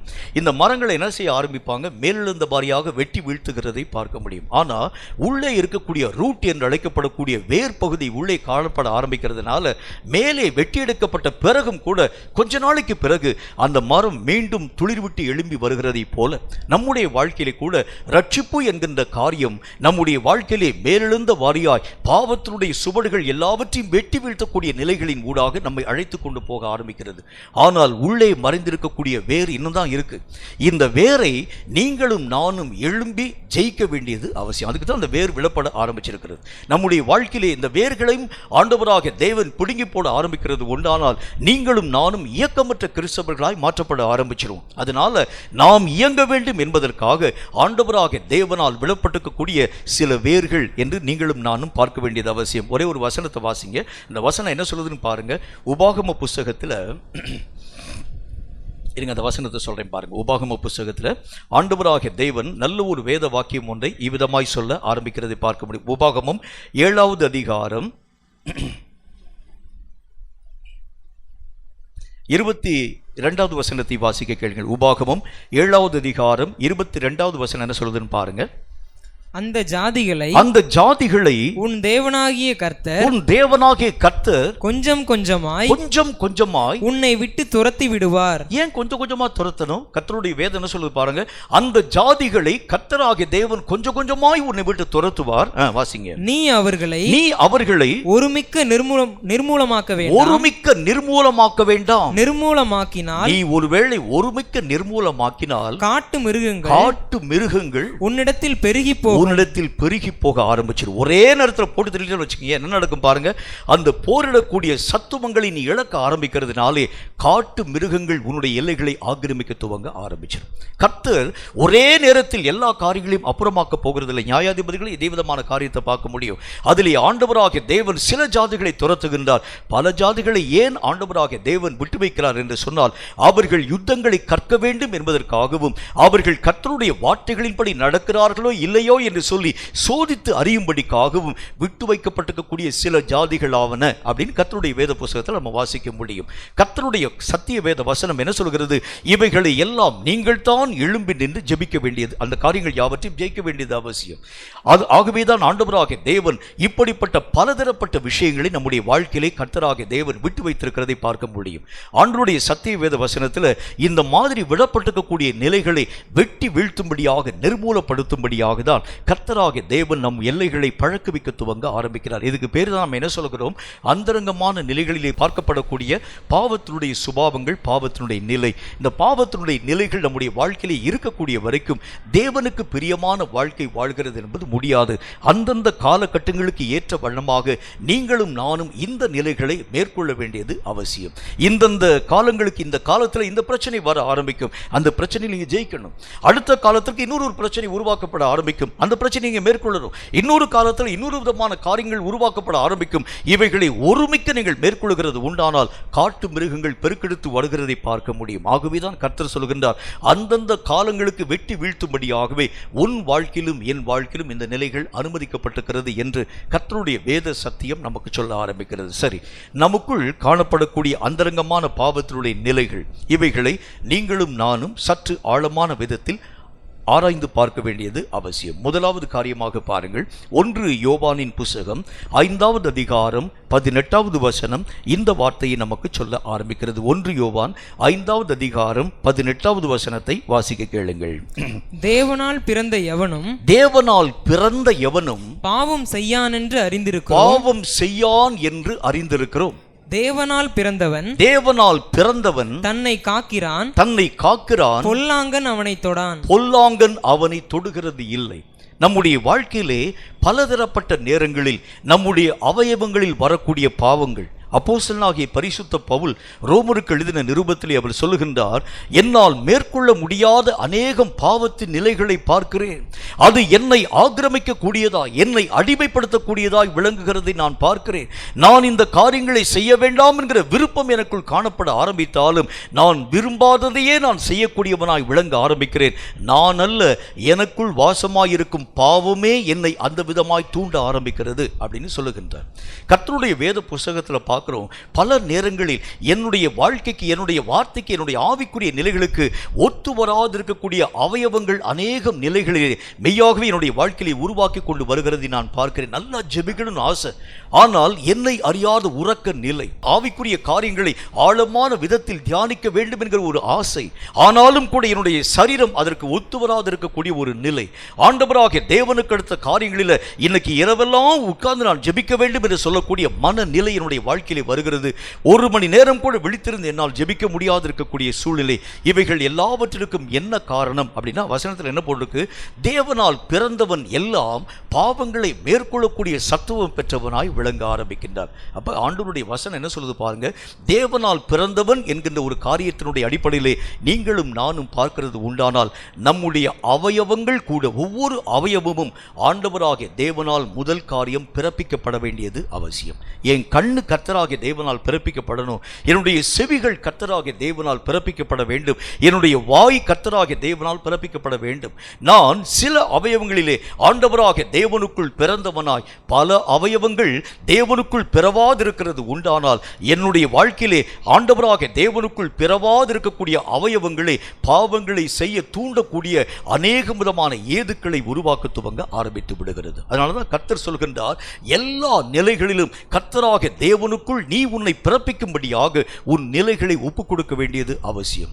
என் கண்கள் ஆண்டவராகிய தேவனுக்கு முன்பதாக ஆண்டவருடைய வசனம் என்ன போட்டு பாருங்க, உன் கண்கள் உனக்கு இடரலை உருவாக்குகிறது உண்டானால். யாரை பார்த்து கர்த்தர் பேசுகின்றார்? ரட்சிக்கப்பட்ட மனுஷனை, ஆண்டவராகிய தேவனை ஏற்றுக்கொண்ட மனுஷனை பார்த்து சொல்கின்றார், உன் கண்கள் உனக்கு இடரலை உருவாக்குகிறது உண்டானால். அப்படின்னா என்ன அர்த்தம்? இடரலை உருவாக்கக்கூடிய கண்கள் இன்னும் கர்த்தராகிய தேவனுக்குள் பிறப்பிக்கப்படல. அப்படி என்றால் ஆண்டவருடைய வசனம் என்ன வார்த்தை சொல்கிறது? ஒவ்வொரு நிலையும் ஒவ்வொரு அவயவமும் ஆண்டவராகிய தேவனுக்குள் பிறப்பிக்கப்பட ஆரம்பிக்கிறது உண்டானால் மட்டும்தான் அந்தரங்க சுத்திகரிப்பு நம்முடைய வாழ்க்கையிலே முழுமையாக்கப்படக்கூடிய நிலைகளை பார்க்க முடியும். இல்லாட்டி ஒரு அவயவம் என்னை மேற்கொள்ளுகிறதை, மற்றொரு அவயவம் கீழ்ப்படுகிறதை, ஒரு அவயவம் என்னை அடக்கி ஆளுகிறதை, இன்னொரு அவயவங்கள் அவைகள் எல்லாவற்றையும் ஏற்றுக்கொள்ளக்கூடிய நிலைகளை நான் என்னுடைய வாழ்க்கையிலே பார்க்க முடியும். ஆகவேதான் கர்த்தர் நமக்கு சொல்லக்கூடிய வார்த்தையின் அடிப்படையிலே ஒட்டு மொத்த நிலைகளும் ஆண்டவராகிய தேவனுக்குள் பிறக்கப்பட ஆரம்பிக்கிறது உண்டானால் மட்டும்தான் இந்த அந்தரங்கமான சுத்திகரிப்பினுடைய நிலை உன் வாழ்க்கையிலும் என் வாழ்க்கையிலும் பூர்ணமாக்கப்படக்கூடிய தன்மைகளை எட்டுகிறதை பார்க்க முடியும். வசனம் ஒன்று வாசிங்க. ரோமருக்கு எழுதப்பட்ட நிருபம் 8வது அதிகாரம் 16, 17, 20 ஆகிய வசனங்கள் என்ன சொல்கிறது என்று பாருங்கள். ரோமர் 8வது அதிகாரம் 16, 17, 20 ஆகிய வசனங்களை வாசிக்க கேளுங்கள். நாம் தேவனுடைய பிள்ளைகளாய் இருக்கிறோம் என்று, நாம் தேவனுடைய பிள்ளைகளாய் இருக்கிறோம் என்று ஆவியானவர் தாமே நம்முடைய ஆவியுடனே கூட சாட்சி கொடுக்கிறார். நாம் பிள்ளைகளானால் சுதந்திரருமாமே, தேவனுடைய சுதந்திரரும் கிறிஸ்துவுக்கு உடன் சுதந்திரருமாமே, கிறிஸ்துவுடனே கூட நாம் மகிமைப்படும்படிக்கு அவருடனே கூட பாடுபட்டால் அப்படியாகும். அதேனென்றால் சிருஷ்டியானது அழிவுக்குரிய அடிமைத்தனத்திலே நின்று விடுதலையாக்கப்பட்டு தேவனுடைய பிள்ளைகளுக்குரிய மகிமையான சுயாதீனத்தை பெற்றுக்கொள்ளும் என்கிற பெற்றுக்கொள்ளக்கூடிய அந்த நம்பிக்கையோட அந்த சிருஷ்டியானது சுய இஷ்டத்தினாலே அல்ல கீழ்ப்படுத்தினவராலேயே மாயைக்கு கீழ்ப்பட்டிருக்கிறது. கர்த்தருடைய வேத புத்தகத்தில் என்ன போட்டிருக்கு பாருங்க. ஆண்டவராகிய தேவனுக்குள் உருவாக்கப்பட்டிருக்கக்கூடிய ஒரு மனிதனுடைய நிலை ஒவ்வொரு இடத்திலும் அவன் ஆண்டவராகிய தேவனுக்குள் உருவாக்கப்பட துவங்க ஆரம்பிக்கின்றான். ரட்சிக்கப்பட்ட உடனே முழு ரட்சிப்பும் நம்முடைய வாழ்க்கை நிலைகளிலே கடந்து வருகிறது இல்லை. ஒவ்வொரு விஷயத்திலும் தனித்தனியாய் நீயும் நானும் ஆண்டவராகிய தேவனுக்கு அவயவத்தின் நிலைகள் எல்லாவற்றையும் ஒப்புக் கொடுக்க வேண்டியது அவசியம். ஒவ்வொரு நிலைகளையும் ஆண்டவராகிய தேவனுக்குள் நீ உன்னுடைய கிரியைகள் எல்லாவற்றையும் அர்ப்பணம் செய்ய வேண்டியது அவசியம். கர்த்தருடைய வேதம் அதைத்தான் நமக்கு சொல்ல ஆரம்பிக்கிறது. நம்முடைய வாழ்க்கையிலே பலதரப்பட்ட நிலைகளிலே என்னுடைய அவயவங்களிலே சில அவயவங்கள் எனக்கு கீழ்ப்படியக்கூடியதாய், பல திறப்பட்ட காரியங்களிலே என்னுடைய அவயவங்கள் என்னை மீறக்கூடியதாக இருக்கிறது நான் பார்க்கிறேன். நான் பேசக்கூடாது நினைக்கிறேன், ஆனால் என்னுடைய வாய் என்னுடைய ஆவிக்கு கீழ்ப்படிய மனமற்றதாய் காணப்பட ஆரம்பிக்கிறது. பேசி முடிச்சிட்டு பின்பு தான் யோசிக்க ஆரம்பிக்கிறேன். சில நேரங்களில் இந்த பாவத்தை செய்யக்கூடாது என்று சொல்லக்கூடிய நிலை என்னுடைய மனதிற்குள் விருப்பமாய் காணப்பட ஆரம்பிக்கிறது. செஞ்சு முடிச்சிட்டு பின்புதான் மெய்யாகவே வருத்தத்தின் ஊடாக கடந்து போக ஆரம்பிக்கிறேன். அப்படின்னா என்ன அர்த்தம்? இந்த அவயவங்கள் எல்லாம் ஆண்டவராகிய தேவனுக்குள் இன்னும் பிறப்பிக்கப்படவில்லை. சிருஷ்டிக்கப்பட்டிருக்கக்கூடிய கர்த்தராகிய தேவனுடைய பிள்ளைகளில் அழைக்கப்படக்கூடிய ஒவ்வொரு பிள்ளைகளும் கூட நம்முடைய ஆவிக்குரிய நிலைகளிலே ஆண்டவருடைய வேதம் நமக்கு சொல்லக்கூடிய நல்ல ஒரு வார்த்தையின் அடிப்படையில் எல்லா நிலைகளையும் நீங்களும் நானும் கர்த்தராகிய தேவனுக்குள் ஒப்புவிக்க வேண்டியது அவசியம். நம்முடைய ஒவ்வொரு விதமான அவயவங்களும் ஆண்டவராகிய தேவனுக்குள் உருவாக்கப்பட வேண்டியது அவசியம். எல்லா விதமான சூழ்நிலைகளும் எல்லா விதமான நிலைகளும், நம்முடைய கண்கள், நம்முடைய காதுகள், நம்முடைய செவிகள், நம்முடைய சரீரத்திலே காணப்படக்கூடிய ஒவ்வொரு உறுப்புகளும் ஆண்டவராகிய தேவனுக்குள் பிறப்பிக்கப்படக்கூடிய நிலைகளை எட்ட ஆரம்பித்தால் மட்டும்தான் முற்றும் முழுவதும் அடக்கி ஆளப்படக்கூடிய நிலைகளை உங்களாலும் என்னாலும் பெற்றுக்கொள்ள முடியும். அதனால தான் கர்த்தருடைய வேதம் சொல்லுது, எல்லா நிலைகளையும் ஆண்டவராகிய தேவனுக்குள். அப்போஸ்தலர் அப்போஸ்தலனாகிய பரிசுத்த பவுல் என்ன வார்த்தை சொல்கின்றார்? நான் கிறிஸ்து இயேசுவோடு கூட சிலுவையில் அறையப்பட்டேன், இனி நான் பிழைத்திருக்கிறேன், இனி நான் அல்ல, ஆண்டவராகிய தேவனுடைய வல்லமையான காரியமே எனக்குள் பிழைத்திருக்கிறதை நான் பார்க்கிறேன். எல்லா நிலைகளும் கர்த்தராகிய தேவனோடு கூட ஒன்றாக இருக்கக்கூடிய ஒரு ஐக்கியத்தை நான் உருவாக்க துவங்கினேன். எல்லா நிலைகளும் கர்த்தராகிய தேவனுக்குள் புது சிருஷ்டியாய் பிறப்பிக்கப்படக்கூடிய நிலைகளை என்னுடைய வாழ்க்கையை பெற்றுக்கொள்ளக்கூடியவனாய் நான் என்னுடைய நிலைகளை ஆசரிக்க ஆரம்பிக்கிறேன். அதனால தான் கர்த்தருடைய வேதம் சொல்கிறது, இப்படி பிறப்பிக்கப்படாது இருக்கக்கூடிய அநேக விதமான தன்மைகளினாலே உங்கள் வாழ்க்கையிலும் என் வாழ்க்கையிலும் நாள்தோறும் போராட்டங்கள். அந்தரங்கமான பாவம் என்றால் என்ன? இன்னும் கர்த்தராகிய தேவனுக்குள் முழுவதும் ஒப்புக் கொடுக்கப்படாது இருக்கக்கூடிய பல இடங்கள், இன்னும் அர்ப்பணிக்கப்படாது இருக்கக்கூடிய பல சுபாவங்கள், இன்னும் ஆண்டவராகிய தேவனுக்குள் மெய்யாகவே ஒப்புக்கொள்ளாது இருக்கக்கூடிய பலதரப்பட்ட தன்மைகள், அது நம்முடைய அவயவங்களிலே காணப்படலாம், அது நம்முடைய நோக்கங்களிலே காணப்படலாம், நம்முடைய பிரயாசங்களிலே காணப்பட ஆரம்பிக்கலாம், நம்முடைய தேடக்கூடிய நிலைகளிலே காணப்பட ஆரம்பிக்கலாம். எதுவாய் காணப்பட ஆரம்பித்தாலும் கிறிஸ்து இயேசுவுக்குள் பிறப்பிக்கப்படாது இருக்கக்கூடிய எதுவும் நம்முடைய வாழ்க்கையில் பாவங்களை பிறப்பிக்கக்கூடியதாய் விளங்க ஆரம்பித்து விடுகிறது. அதனால தான் கர்த்தர் சொல்லுகின்றார், எல்லா நிலைகளையும் ஆண்டவராகிய தேவனுக்குள் நீ உன்னை ஐக்கியப்படுத்த வேண்டியது அவசியம். கொடுக்கணும், ஒப்பு கொடுத்துடணும். எந்த காரியமும் எந்த அவயவமும் ஆண்டவராகிய தேவனை விட்டு மீறி போகக்கூடிய நிலைகளை உன் வாழ்க்கையை தந்திரக்கூடாது. ஆகவேதான் கர்த்தருடைய வேதம் நமக்கு சொல்லக்கூடிய நல்ல ஒரு வார்த்தையின் அடிப்படையில் நம்முடைய ஆவிக்குரிய நிலைகளிலே காணப்படக்கூடிய அந்தரங்கமான பாவம் எங்கிருந்து வர ஆரம்பிக்கிறது? இன்னும் ஒப்புக் கொடுக்கப்படாது இருக்கக்கூடிய, அற்புதமாக்கப்படாது இருக்கக்கூடிய பலதரப்பட்ட இடங்களிலே இருந்து இந்த அந்தரங்கமான பாவங்கள் நம்முடைய வாழ்க்கையிலே உருவாக்கப்பட ஆரம்பிக்கிறதை பார்க்க முடியும். இந்த விஷயங்கள் நம்முடைய வாழ்க்கையை விட்டு நீங்கி போக வேண்டியது அவசியம் என்று கர்த்தருடைய வேதம் நமக்கு சொல்ல ஆரம்பிக்கிறது. இரண்டாவது ஒரு காரியத்தை பாருங்க, இந்த அந்தரங்கமான நிலை எதனால நம்முடைய வாழ்க்கையிலே வருகிறது என்று பாருங்கள். 1 யோவானின் புஸ்தகம் 3வது அதிகாரம் 6வது வசனம் இந்த வார்த்தை நமக்கு சொல்கிறது. 1 யோவான் 3வது அதிகாரம் 6வது வசனத்தை கொஞ்சம் நிதானமா வாசிங்க. அது என்ன சொல்லுதுன்னு பாருங்க. அவரில் நிலைத்திருக்கிற எவனும், அவரிலே இருக்கக்கூடியவன் எவனும் பாவம் செய்கிறதில்லை, பாவம் செய்கிறது இல்லை. பாவம் செய்கிற எவனும், பாவம் செய்யக்கூடிய எவனும் அவரை காணவும் இல்லை, அவரை காணவும் இல்லை, அவரை அறியவும் இல்லை, அவரை அறியவும் இல்லை. இரண்டாவது காரியம், நம்முடைய வாழ்க்கையிலே அந்தரங்கமான பாவம் எதிலே வர ஆரம்பிக்கிறது, எதனால் வருகிறது என்று சொன்னால் அவரில் நிலைத்திராது இருக்கக்கூடிய நிலைகளினாலே. சில நேரங்களில் எல்லா நிலைகளையும் உங்களாலும் என்னாலும் ஒப்புக் கொடுக்கப்பட முடியாத சூழ்நிலைகளின் ஊடாக கடந்து வர ஆரம்பிக்கிறதை பார்க்க முடியும். ஆண்டவராகிய தேவனுக்கு பிரியமான வாழ்க்கை வாழ நம்ம நினைக்கிறோம், ஆனால் சூழ்நிலைகள் என்னை அந்த காரியத்திற்கு உட்பிரவேசிக்க விடாத சூழ்நிலைகளை உருவாக்க ஆரம்பிச்சிருது. என்னுடைய வாழ்க்கையில் இருக்கக்கூடிய முக்கியமான ஒரு பிரச்சனை, கர்த்தராகிய தேவனுக்குரிய காரியங்கள் ஒரு புறம் இருந்தாலும் இன்னொரு பக்கத்தில் முக்கியமான ஒரு பிரச்சனை. என்னுடைய பிரச்சனைக்கு நான் இடம் கொடுக்க வேண்டுமா, கர்த்தருக்கு இடம் கொடுக்க வேண்டுமா? இந்த நிலைகளிலே நான் என்னுடைய பிரச்சனைகளை தீர்க்கும்படிக்காய் கடந்து போகிறது உண்டானால் தேவனிலே அந்த விஷயத்திலே நீங்களும் நானும் நிலைத்திருக்கல. அதில் நிலையாது இருக்கக்கூடிய அந்த தன்மையினால பாவங்கள் உங்கள் வாழ்க்கையை தோற்றுவிக்கப்பட துவங்க ஆரம்பித்து விடுகிறது. நம்முடைய வாழ்க்கையிலே வரக்கூடிய அந்தரங்கமான பாவம் என்று அழைக்கப்படக்கூடிய நிலை எதிலிருந்து வர ஆரம்பிக்கிறது? சில நேரங்களில் நம்முடைய இருதயம் ஆண்டவராகிய தேவனுடைய விஷயங்களிலே மாறுபட்ட கருத்துக்களை உடையதாக காணப்படுகிறதை பார்க்க முடியும். சில காரியங்களை நம்முடைய வாழ்க்கையிலே ஏற்றுக்கொள்ள மனம் உள்ளவர்களாக நாம் காணப்பட ஆரம்பிக்கிறோம். ஆனால் பல விஷயங்களில் ஆண்டவராகிய தேவனுடைய மனதும் உங்கள் மனதும் ஒத்துப்போகாது இருக்கக்கூடிய நிலை பார்க்க முடியும். கர்த்தராகிய தேவனுடைய பிள்ளைகளில் அழைக்கப்படக்கூடியவர்கள் ஒத்துப்போகாது இருக்கக்கூடிய எல்லா நிலைகளையும் கர்த்தருக்கு முன்பதாக நீங்களும் நானும் சிறைப்படுத்த வேண்டியது அவசியம். வேற வழியே இல்லை. சிறைப்பிடிக்கப்படக்கூடிய அந்த நிலைகள் வர ஆரம்பிச்சாதான் ஆண்டவராகிய தேவனுக்கு உகந்த வாழ்க்கை உங்களாலும் என்னாலும் வாழ முடியும்.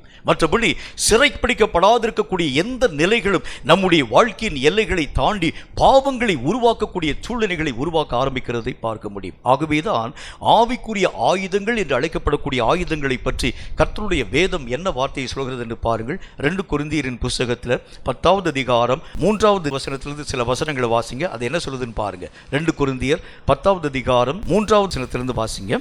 நாங்கள் மாம்சத்தில் நடக்கிறவர்களாயிருந்தும், நாங்கள் மாம்சத்தில் நடக்கிறவர்களாயிருந்தும் மாம்சத்தின்படி போர் செய்கிறவர்கள் அல்ல, மாம்சத்தின்படி போர் செய்யக்கூடியவர்கள் அல்ல. எங்களுடைய போராயுதங்கள் மாம்சத்திற்கு ஏற்றவைகளாயிராமல் அரண்களை நிர்மூலமாக்குகிறதற்கு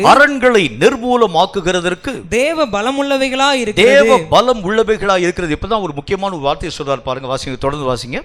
அவைகளால் நாங்கள் தர்க்கங்களையும் மேட்டிமையும் தேவனை அறிகிற அறிவுக்கு விரோதமாய் எழும்புகிற தேவனை அறியக்கூடிய அறிவுக்கு விரோதமாய் எழும்புகின்ற எல்லா மேட்டிமையையும் நிர்மூலமாக்கி எல்லா மேட்டிமைகளையும் நிர்மூலமாக்கி, ரொம்ப முக்கியம், எந்த எண்ணத்தையும் கிறிஸ்துவுக்கு கீழ்ப்படிய சிறைப்படுத்துகிறவர்களாய் இருக்கிறோம். கிறிஸ்துவுக்கு கீழ்ப்படியை சிறைப்படுத்தக்கூடிய ஒரு மக்களாக இருக்கிறோம். ரொம்ப முக்கியமான ஒரு காரியம் என்ன?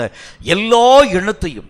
சில எண்ணங்கள் என்னை மீறக்கூடிய நினைவுகள், சில நினைவுகள் என்னை அடக்கி ஆளக்கூடிய நினைவுகள், சில நினைவுகள் என்னை வருத்தப்படுத்தக்கூடிய நினைவுகள், சில நினைவுகள் என்னுடைய மனதை உடைய பண்ணக்கூடிய நினைவுகள். அங்க அந்த வசனத்தில் என்ன சொல்றார் பாருங்க, எந்த எண்ணத்தையும் கிறிஸ்துவுக்கு கீழ்ப்படிய சிறைப்படுத்தக்கூடியவர்களாய் இருக்கிறோம்.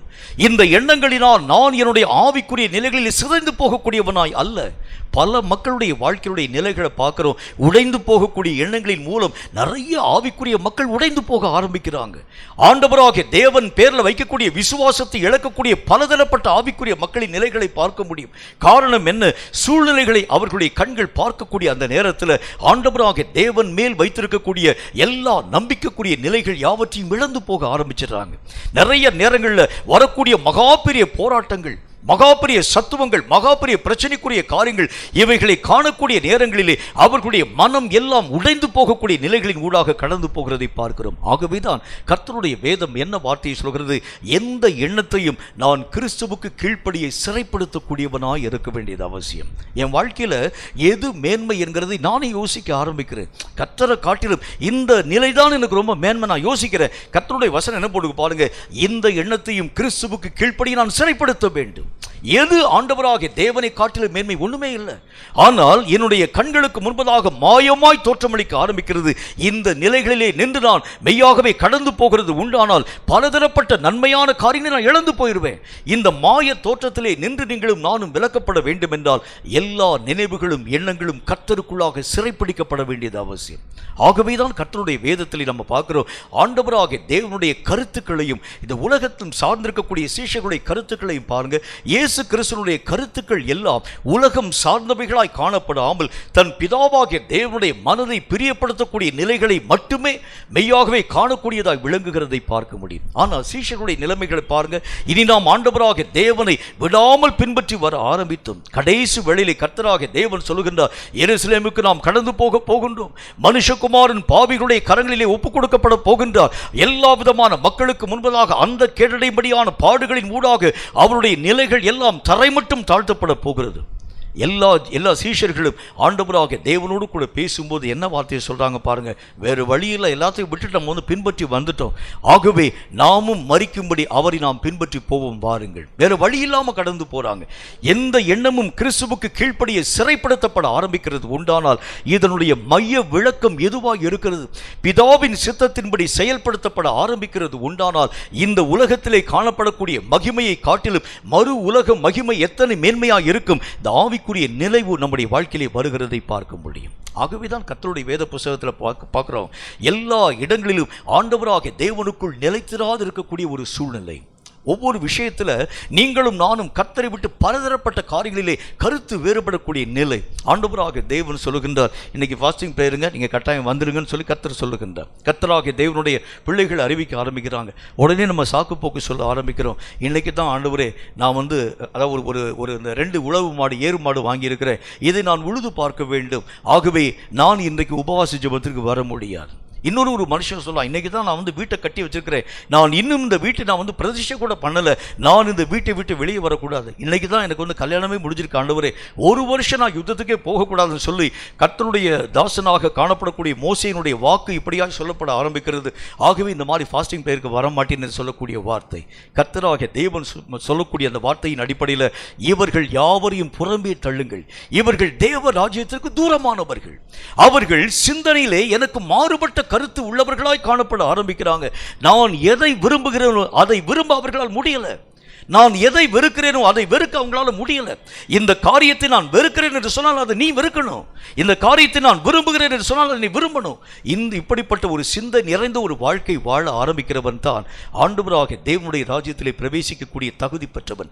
சிந்தனையிலே வரக்கூடிய மாறாட்டங்கள் வருகிறது உண்டானால் அந்தரங்க பாவம் உனக்குள் இருக்கிறது என்று சொல்லி கர்த்தருடைய வேதம் நமக்கு சொல்ல ஆரம்பிக்கிறது. எது அந்தரங்கமான பாவம்?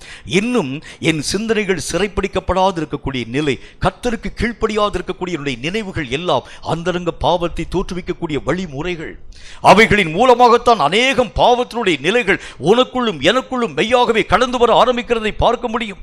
ஆண்டவராக தேவனுக்குள் இயங்கக்கூடிய எல்லா விதமான மனுஷனும் செய்ய வேண்டிய காரியம் என்ன? முற்றும் முழுவதும் கர்த்தராக தேவனுடைய ஆளுகைக்கு கீழாக அவனுடைய எல்லா விஷயத்தையும், அவனுடைய ஒவ்வொரு அவயவத்தையும், ஒரு அவயவத்திலே காணப்படக்கூடிய எழுத்தையும் எழுத்தின் உறுப்பையும் கூட கர்த்தருக்கு கீழாக சிறைப்பிடிக்க வேண்டியது அவசியம். அப்படிதான் கர்த்தருடைய வேதம் சொல்ல ஆரம்பிக்கிறது. அப்ப அந்தரங்கமான பாவம் என்றால் எதை ஆண்டவராக தேவன் சொல்லுகின்றார்? இன்னும் மாறுபட்ட நிலைகள் கர்த்தரோடு கூட எது எது இருக்கிறதோ அவைகளெல்லாம் அந்தரங்க சுத்திகரிப்பற்ற காரியங்களை உன் வாழ்க்கையிலும் என் வாழ்க்கையிலும் உருவாக்க துவங்க ஆரம்பித்து விடுகிறது. இந்த ஆண்டவராக தேவனுக்குள் நிலைத்திராது இருக்கக்கூடிய தன்மை எதனால் வருகிறது அப்படின்னு பாருங்க. சில விஷயங்களை நான் உங்களுக்கு கற்பித்து தர வேண்டியது அவசியம். யோவான் எழுதின சுவிசேஷம் 6வது அதிகாரம் 66வது வசனம் இந்த வார்த்தை நமக்கு சொல்கிறது. யோவான் எழுதின சுவிசேஷம் 6வது அதிகாரம் 66வது வசனத்தை கொஞ்சம் நிதானமா வாசிங்க. அது என்ன சொல்றதுன்னு பாருங்க. அது முதல் அவருடைய சீஷரில் அநேகர் அவரோடே கூட நடவாமல் பின்வாங்கி போனார்கள். முதல் காரியம் என்ன அப்படின்னா, கர்த்தருடைய வார்த்தைகளை ஏற்க அவங்களுக்கு மனசு இல்லை. தங்களுடைய கருத்துக்கள் வேறு மாதிரி இருக்கிறது, ஆனால் கர்த்தராக தேவனுடைய காரியங்கள் வேறு மாதிரி இருக்கிறது. அதை ஏற்றுக்கொள்ள என்னுடைய மனதிலே மெய்யாகவே இடமளிக்க முடியல. சில ஆண்டவராக தேவன் சொல்லக்கூடிய சில காரியங்கள் உங்களுக்கே நல்லா தெரியும். ஒரு இடத்திற்குள்ளாக நீங்கள் நுழைய வேண்டும் என்று வைத்துக் கொள்ளுங்கள். உதாரணமாக இந்த வாசல் படியிலேருந்து மேலே நீங்கள் ஏறி வரணும் வச்சுக்கோங்க. இந்த வாசல் அந்த பகுதி ரொம்ப குறுகலாய் காணப்படக்கூடிய ஒரு பகுதி, குறுகலாய் இருக்கக்கூடிய ஒரு பகுதி. நமக்கு இருக்கக்கூடிய அதாவது நம்முடைய உடல் வாகினுடைய நிமித்தமாக, அதாவது தொந்தியும் துப்பையுமா இருக்குன்னு வச்சுக்கோங்களேன், நம்மளால் உள்ள நேராக வர முடியல. சைடு வழியாக நம்ம நுழைஞ்சு பார்க்குற வயிறு தட்ட ஆரம்பிக்கிறது. உடனே நம்ம என்ன ஒரு காரியத்தை நம்ம யோசிக்க வேண்டும். உலக நியதி என்ன விதமான வார்த்தையை சொல்லும், என்ன நியதியை சொல்லும்? இந்த கதவினுடைய நிலையை நீ சற்று இடித்து பெரிதாக்க வேண்டும் அப்படின்னு தான் சொல்லும். உலகத்தினுடைய நீதி அப்படிதான் சொல்லும். இந்த நிலையை உன்னாலும் என்னாலும் உள்ளே பிரவேசிக்க முடியாத தடையை உருவாக்க ஆரம்பிக்கிறதுனால நிலையை இடித்து சற்று விரிவாக கட்டவில்லை. அப்படி நீ கட்டுகிறது உண்டானால் பிரச்சனையே இல்லாமல் உள்ளே வர முடியும். கவனிங்க, பிரச்சனையே இல்லாமல் உள்ளே வர முடியும். ஆனால் கர்த்தருடைய வேதம் என்ன சொல்கிறது? நிலை இடிக்கக்கூடாது. உன்னுடைய வயிற்றை வேணா நீ இது பண்ணி எடுத்துரு, அப்புறமாக்கி போட்டுரு. இந்த வயிறு தான் உனக்கு தட்டுகிறது உண்டானால் வயிற்றை வெட்டிரு. நிலையை நீ இங்கும் அங்கும் எந்த விதமான சேதத்திற்கும் உள்ளாகவும் உட்பிரவேசிக்க செய்யக்கூடாது. இப்போ கொஞ்சம் யோசிச்சு பாருங்க, என் கருத்து எப்படி இருக்கிறது, கர்த்தருடைய சித்தம் எப்படி இருக்குன்னு பாருங்க. என்னுடைய நிலை எப்படிப்பட்டதாய் காணப்பட ஆரம்பிக்கிறது? ஒரு காரியம் என்னுடைய வாழ்க்கையிலே வரவில்லை என்று சொன்னால் அந்த இடத்தை நான் சேதப்படுத்தலாம். ஆனால் கர்த்தர் சொல்கின்றார், ஒரு காரியம் என்னுடைய வாழ்க்கையிலே வரவில்லை என்றால் எந்த அவயவம் தடையாய் இருக்கிறதோ அந்த அவயவத்தை நீ வெட்டி எறி. அதுதான் கர்த்தருடைய நியமனம். ஆண்டவராக தேவனுடைய சத்தியம் வேறு, இந்த உலகத்திலே காணப்படக்கூடிய அநேக விதமான தன்மைகள் வேறு. இந்த தன்மைகளின் ஊடாக நீ கர்த்தருடைய ராஜ்யத்தை சென்று அடைய வேண்டும் என்று சொல்லக்கூடிய விருப்பத்தோடு கூட வருகிறது உண்டானால் ஒரு நாளும் கர்த்தருடைய ராஜ்யத்துக்குள்ளே போக முடியாது. ஆண்டவராக தேவனுடைய விருப்பத்தை நீயும் நானும் சரியாய் புரிந்து கொண்டு அவைகளின்படியே நடக்க ஆரம்பிக்கிறது உண்டானால் அவர் என்ன சொல்ல ஆரம்பிக்கின்றார், எது உனக்கு இடரலாய் காணப்படுகிறதோ அவைகள் எல்லாவற்றையும் நீ அப்புறமாக்கி போடு மகனே. சொல்லக்கூடிய வார்த்தைகளை நீங்க கேட்கணும். எந்தெந்த காரியங்கள் உன்னுடைய கண் உனக்கு இடலை தருகிறது உண்டானால் அந்த கண்ணுக்குரிய காரியங்கள் யாவற்றையும் பிடுங்கி எறிந்து போடு. பிடுங்கிறணும். வேற மார்க்கம் ஒன்றுமே இல்லை. ஆண்டவரே, என்னுடைய கண்கள் அப்படியே இருக்கட்டும். ஒருவேளை மற்ற காரியங்களை நான் மெய்யாகவே சுத்திகரிக்க முடியும் என்று சொல்லக்கூடிய நிலையோடு கூட வருகிறது உண்டானால் கர்த்தர் உன்னையும் என்னையும் ஒரு காலத்திலும் ஏற்றுக்கொள்ளவே மாட்டார்.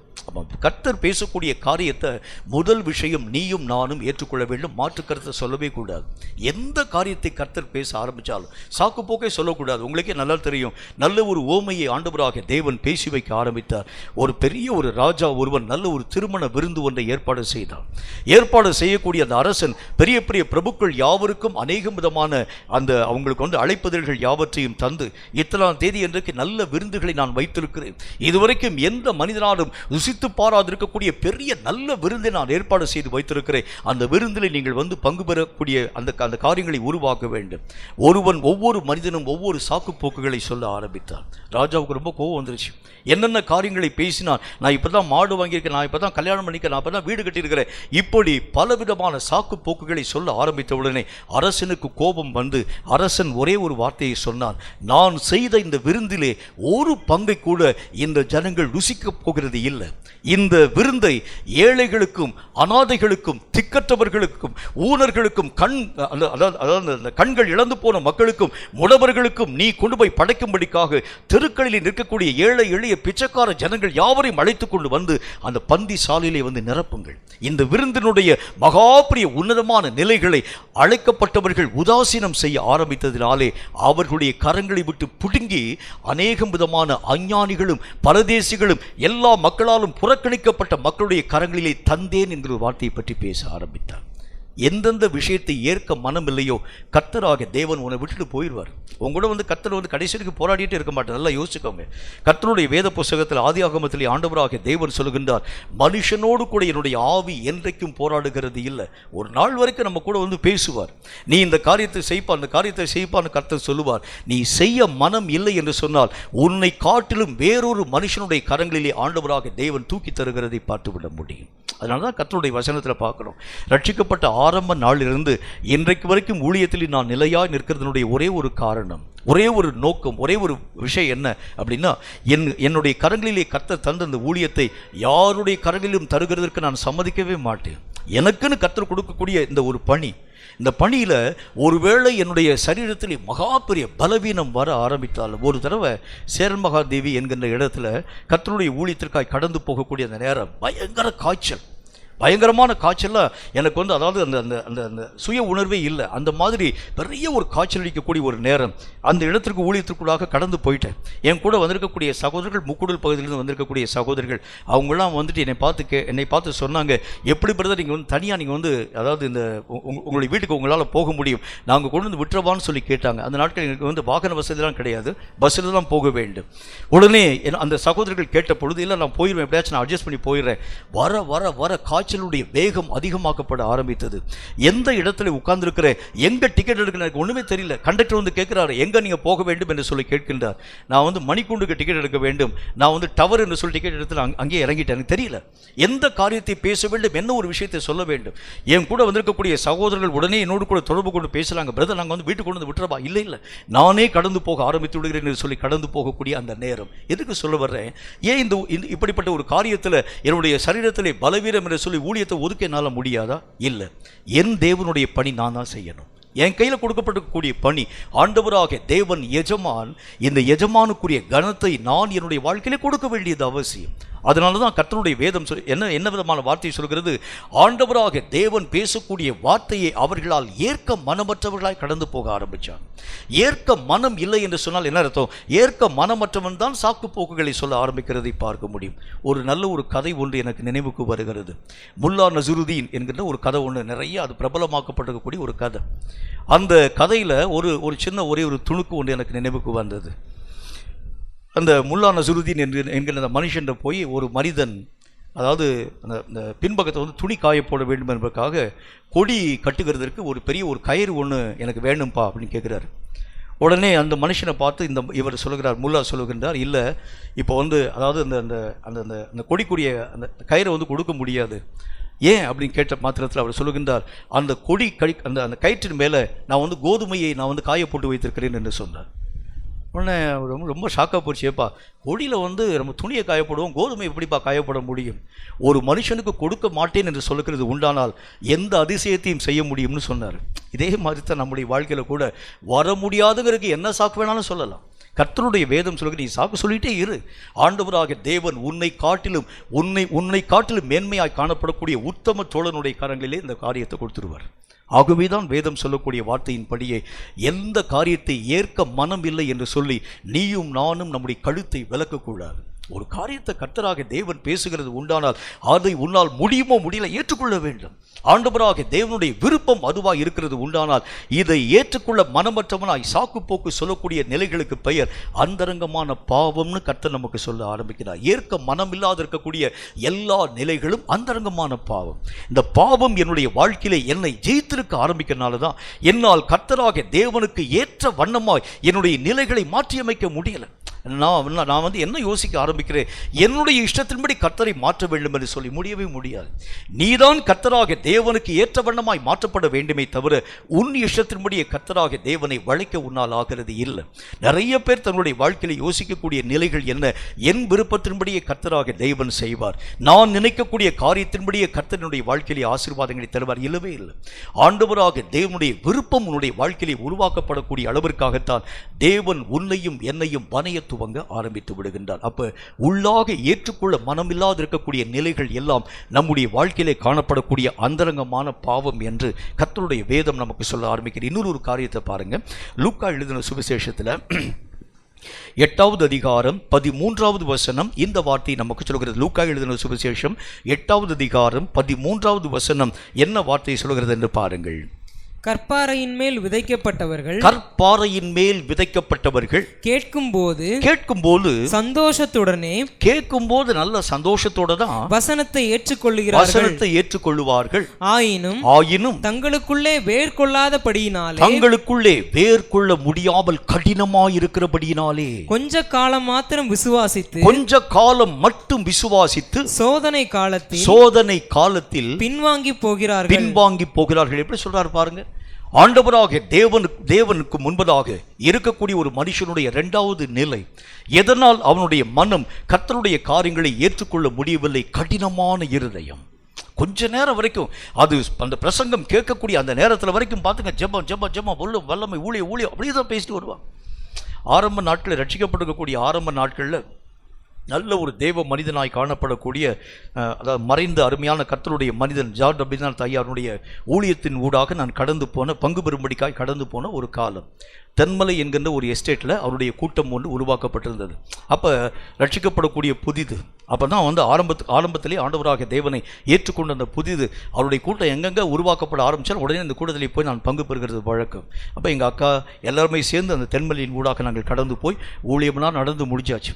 எனக்கு ஒரு சின்ன ஒரு காரியம், அந்த சகோதரன் அந்த தேவனுடைய மனுஷனை பார்க்கக்கூடிய நேரத்தில் ஒரு சின்ன ஒரு இம்ப்ரெஷன் என்னுடைய வாழ்க்கையிலே உருவாக்கப்பட்டது. அவர் எப்போ பார்த்தாலும் சரி, சும்மா இருக்கக்கூடிய நேரத்தில் கூட ஸ்தோத்திரம் சொல்லிக்கொண்டே இருக்கிறது வழக்கம். அங்கேருந்து வரக்கூடிய நேரத்தில் நானும் பாருங்கள், அங்கேருந்து மலையிலேருந்து கீழே இறங்கி வரக்கூடிய வரைக்கும் சோத்திரங்க அந்த வார்த்தையை தவிர வேறு ஒன்றுமே சொல்லவே இல்லை. எங்கள் அக்காவை பார்த்து ரொம்ப ஆச்சரியப்பட்டாங்க, என்ன இந்த மாதிரி அப்படியே ஒரு பெரிய ஒரு மாற்றத்தின் ஊடாக கடந்து போயிட்டேன்னு சொல்லி ரொம்ப ஆச்சரியம். சோத்திரம் சொல்லக்கூடிய காரியம் எவ்வளோ நேரம் வர ஆரம்பித்தது? ஒரு நாள் முழுசு இருந்துச்சு, 2 நாள் முழுசு இருந்துச்சு, 3ஆம் நாள் வரக்கூடிய நேரத்தில் காலையில் காஃபி சரியாக கொடுக்கக்கூடிய அந்த நேரத்தில் வந்த சண்டை நிமித்தம் ஸ்தோத்திரமே மறந்து போக ஆரம்பிச்சிருச்சு. எதுக்கு சொல்ல வருகின்றேன், கற்பாறையான இருதயத்தில் எந்த விதைகளும் மெய்யாகவே முளைப்பிக்கப்படுகிறது இல்லை. அது கொஞ்ச நேரம் வரைக்கும் தான் பலன்களை தருகிறதை போல 2 நாள் வரைக்கும் எழுப்புதல் நம்முடைய வாழ்க்கையிலே வர ஆரம்பிக்கிறதை பார்க்க முடியும். எப்போ இந்த பிரசங்கத்தை கேட்ட உடனே 2 நாள் வரைக்கும் அந்தரங்கமான பாவம் 3ஆவது நாள் பாருங்க வெளியரங்கமான பாவத்துக்குள்ளே உள்ள போயிடும். வசனம் அதைத்தான் நமக்கு சொல்ல ஆரம்பிக்கிறது. நம்முடைய ஆவிக்குரிய நிலைகளிலே காணப்படக்கூடிய தன்மையிலே இந்த வசனம் ஏன் நம்முடைய வாழ்க்கையிலே மகா பெரிய விளைச்சலை தரலன்னு தெரியுமா? நம்முடைய உள்ளத்திலே காணப்படக்கூடிய கடினமான பகுதி, அது இன்னும் உடைக்கப்படாது இருக்கக்கூடிய ஒரு நிலை. அதனால தான் இத்தனை செய்திகளை நான் என்னுடைய வாழ்க்கையிலே கேள்விப்பட ஆரம்பித்தாலும் ஏன் உண்மையான ஒரு மனம் திரும்புதல் என்னுடைய வாழ்க்கையில் வரல? ஏன் ஒரு சமாதானமான வாழ்க்கையினுடைய வாழ்க்கையில காணப்பட அந்த நிலைகள் உருவாக்கப்படுகிறது இல்லை? ஆண்டவராக தேவனுக்கு பிரியமான ஒரு வாழ்க்கை ஏன் என்னால் வாழ முடியல? கர்த்தருடைய வேதம் சொல்கிறதை போல வசனத்தை கேட்கும் போது நல்லா தான் கேட்கிறோம், வசனத்தை அறியும் போது நல்ல முறையில் தான் நான் பெற்றுக்கொள்ள ஆரம்பிக்கிறேன். ஆனால் விளைச்சல் என்று வரக்கூடிய நேரத்தில் தான் அது வேர்களை விட முடியாத கல்லை போன்ற இருதயமாய் என்னுடைய இருதயம் காணப்பட ஆரம்பிக்கிறது. ஏற்க மனம் இல்லாது இருக்கக்கூடிய ஒரு நிலை, கற்களை போல பாறைகளாக காணப்படக்கூடிய என் இருதயத்தின் நிலைகள் உடைக்கப்படாது இருக்கக்கூடிய வரைக்கும் ஆண்டவராகிய தேவன் எத்தனை விதைகளை போட ஆரம்பித்தாலும் ஒரு விதையும் அதற்கேற்ற பலன்களை ஒரு நாளும் தருகிறது இல்லை. அப்ப 2வது அந்தரங்கமான பாவம்னா என்ன அர்த்தம்? இன்னும் உடைக்கப்படாத என் இருதயம், கர்த்தருடைய காரியங்களுக்கு உடைக்கப்படாது இருக்கக்கூடிய என்னுடைய வாழ்க்கை. ஆண்டவராகிய தேவனுடைய பிள்ளைகளுடைய நிலை எப்படி இருக்கணும் பாருங்க. கர்த்தராகிய தேவனை பற்றி நினைக்கும் பொழுதே அவன் உடைந்து போனவனாய் காணப்பட வேண்டியது அவசியம்.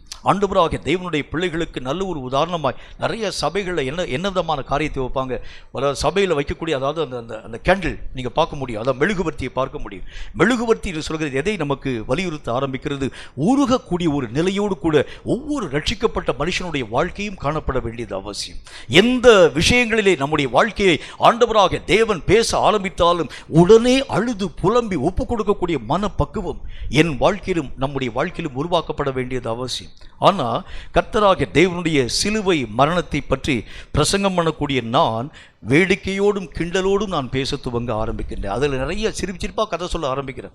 எல்லா மக்களும் சிலுவை தியானத்தில் விழுந்து விழுந்து சிரிக்க ஆரம்பிக்கிறாங்க. இனி வரக்கூடிய நாட்களில் சிலுவை பிரசங்கத்துக்கு இந்த ஊழியக்காரையாவை தான் நம்ம வந்து கூப்பிட வேண்டும். ஏனென்றால் அவர் பேசக்கூடிய செய்தியில் எந்த நேரத்திலும் எந்த விதமான பிரச்சனைக்குரிய காரியம் இல்லாமல் உட்கார்ந்த நேரத்திலிருந்து முடியக்கூடிய நேரம் வரைக்கும் ஒரே சிரிப்பாக. எப்படிங்க கர்த்தராகிய தேவன் படக்கூடிய பாடுகளை எப்படிங்க சிரிச்சுட்டு பேச முடியுது உங்களால்? எப்படி உங்களால் சொல்ல முடிகிறது? ஆண்டவராகிய தேவன் எனக்கென்று பட்ட பாடுகள், வடித்த கண்ணீர், சிந்தின இரத்தத்தை குறித்து உங்களாலும் என்னாலும் எப்படி சந்தோஷப்பட முடிகிறது? அப்படின்னா என்ன அர்த்தம்? என்னுடைய இருதயம் கடினமான மனம். என் வாழ்க்கையில் வரக்கூடிய அந்த விஷயத்தை ஆண்டவராகிய தேவன் தந்திருக்கக்கூடிய ரட்சிப்பின் அந்த விஷயத்தை கர்த்தராகிய தேவன் எப்படி பெற்று என்னுடைய கரங்களிலே தந்திருக்கிறார் யோசிக்க முடியல. ஏதோ ரட்சிக்கப்பட்டேன், அந்நிய பாஷை பேசுகிறேன், தீர்க்கதரிசனம் பேசுகிறேன், ஆண்டவராகிய தேவன் என்னுடைய வாழ்க்கையிலே நன்மையான காரியங்களை தந்திருக்கிறார், சந்தோஷப்படுகின்றேன். ஆனால் இந்த ரட்சிப்பை ஆண்டவராகிய தேவன் உனக்கு தருகிறதற்கு முன்பதாக அவர் கொடுத்த விலைக்கரியத்தை என்னைக்காச்சும் உட்கார்ந்து யோசிச்சு பார்த்தது உண்டா? அவர் எவ்வளவு தூரம் முழு ரத்தத்தை சிந்தி நீயும் நானும் ரட்சிக்கப்பட வேண்டும் என்பதற்காக. ரட்சிப்புன்னு சொல்லும் போதே கண்களிலே இருந்து கண்ணீர் தாரை தாரையாய் வரணும். என் கர்த்தர் எனக்காய் அடிக்கப்பட்ட கர்த்தர், அவர் கொடுத்த விலையேறப்பட்ட பரிசு. ஆண்டவராகிய தேவன் தன்னுடைய ஜீவனையே சாகும்படிக்காய் ஒப்பு கொடுத்து எவ்வளவு பெரிய ரட்சிப்பினுடைய திட்டத்தை என்னுடைய வாழ்க்கையிலே தந்திருக்கின்றார். இதற்கு ஈடாக நான் என்னத்தை செலுத்த முடியும்? இந்த நிலை என்னுடைய வாழ்க்கையிலே வராதிருக்கிறது உண்டானால் கடின மனம். இந்த கடின மனம்தான் அந்தரங்கமான பாவத்திற்கு முதல் காரியங்களை உருவாக்கக்கூடிய வழிமுறை என்கிறதை பற்றி கர்த்தருடைய வேதம் நமக்கு சொல்ல ஆரம்பிக்கிறது. கர்த்தருடைய வார்த்தைகள், எத்தனை வார்த்தைகள் பேசப்பட ஆரம்பித்தாலும், எத்தனை விஷயங்களை கர்த்தராகிய தேவன் பேச ஆரம்பித்தாலும் ஏன் என்னுடைய மனதிலே ஒரு மாற்றமுமே இல்லை. முன்பு இருந்ததைப் போலவே நான் இருக்க ஆரம்பிக்கின்றேன். நல்லா நீங்க யோசிக்குங்க. ஆண்டவராகிய தேவனுடைய சத்திய வேத வசனம் என்ன வார்த்தையை சொல்கிறது? வானத்திலே இருந்து, அதாவது அந்த மழை எப்படி பெய்கிறதோ, அதாவது விதைக்கிறவனுக்கு விதையை, புசிக்கிறவனுக்கு ஆகாரத்தை கொடுக்கும்படி எப்படியாய் வானத்திலிருந்து மழை பெய்கிறதோ அப்படியே கர்த்தருடைய வசனமும் இருக்கும். அது அவர் விரும்புகின்ற காரியமாகும்படி செய்து பிறகே ஆண்டவராகிய தேவனுடைய கரங்களிலே திரும்ப போக ஆரம்பிக்குமா.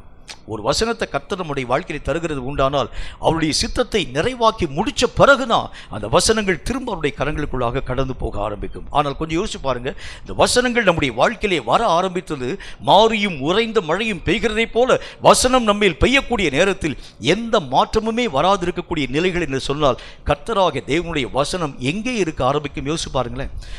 அந்த வசனங்கள் எல்லாம் கற்பாறையின் மேலே விதைகள் எல்லாம் முளைக்கப்படாது இருக்கக்கூடிய நிலைகளிலே எல்லா வேர்களும் மெய்யாகவே கருகி போன நிலைகளில் இருக்கிறதை உங்களாலும் என்னாலும் பார்க்க முடியும். அதனால தான் இன்னைக்கு வரைக்கும் வாழ்க்கையில் மாற்றமே இல்லை. ஆண்டவராகிய தேவனுக்குள் வந்த மாதிரியே நான் திரும்ப எந்திரிச்சு போறேன். எந்த மாற்றம் என்னுடைய வாழ்க்கையில் வரல. காரணம், என்னுடைய மனம் இன்னும் கல்லை போல காணப்பட ஆரம்பிக்கிறது. கல்லை போல காணப்படக்கூடிய உள்ளத்தை வைத்துக்கொண்டு கர்த்தர் எதை செய்ய முடியும்? எந்த காரியத்தை சாதிக்க முடியும்? எந்த பயிரை ஆண்டவராகிய தேவன் முளைப்பிக்க முடியும்?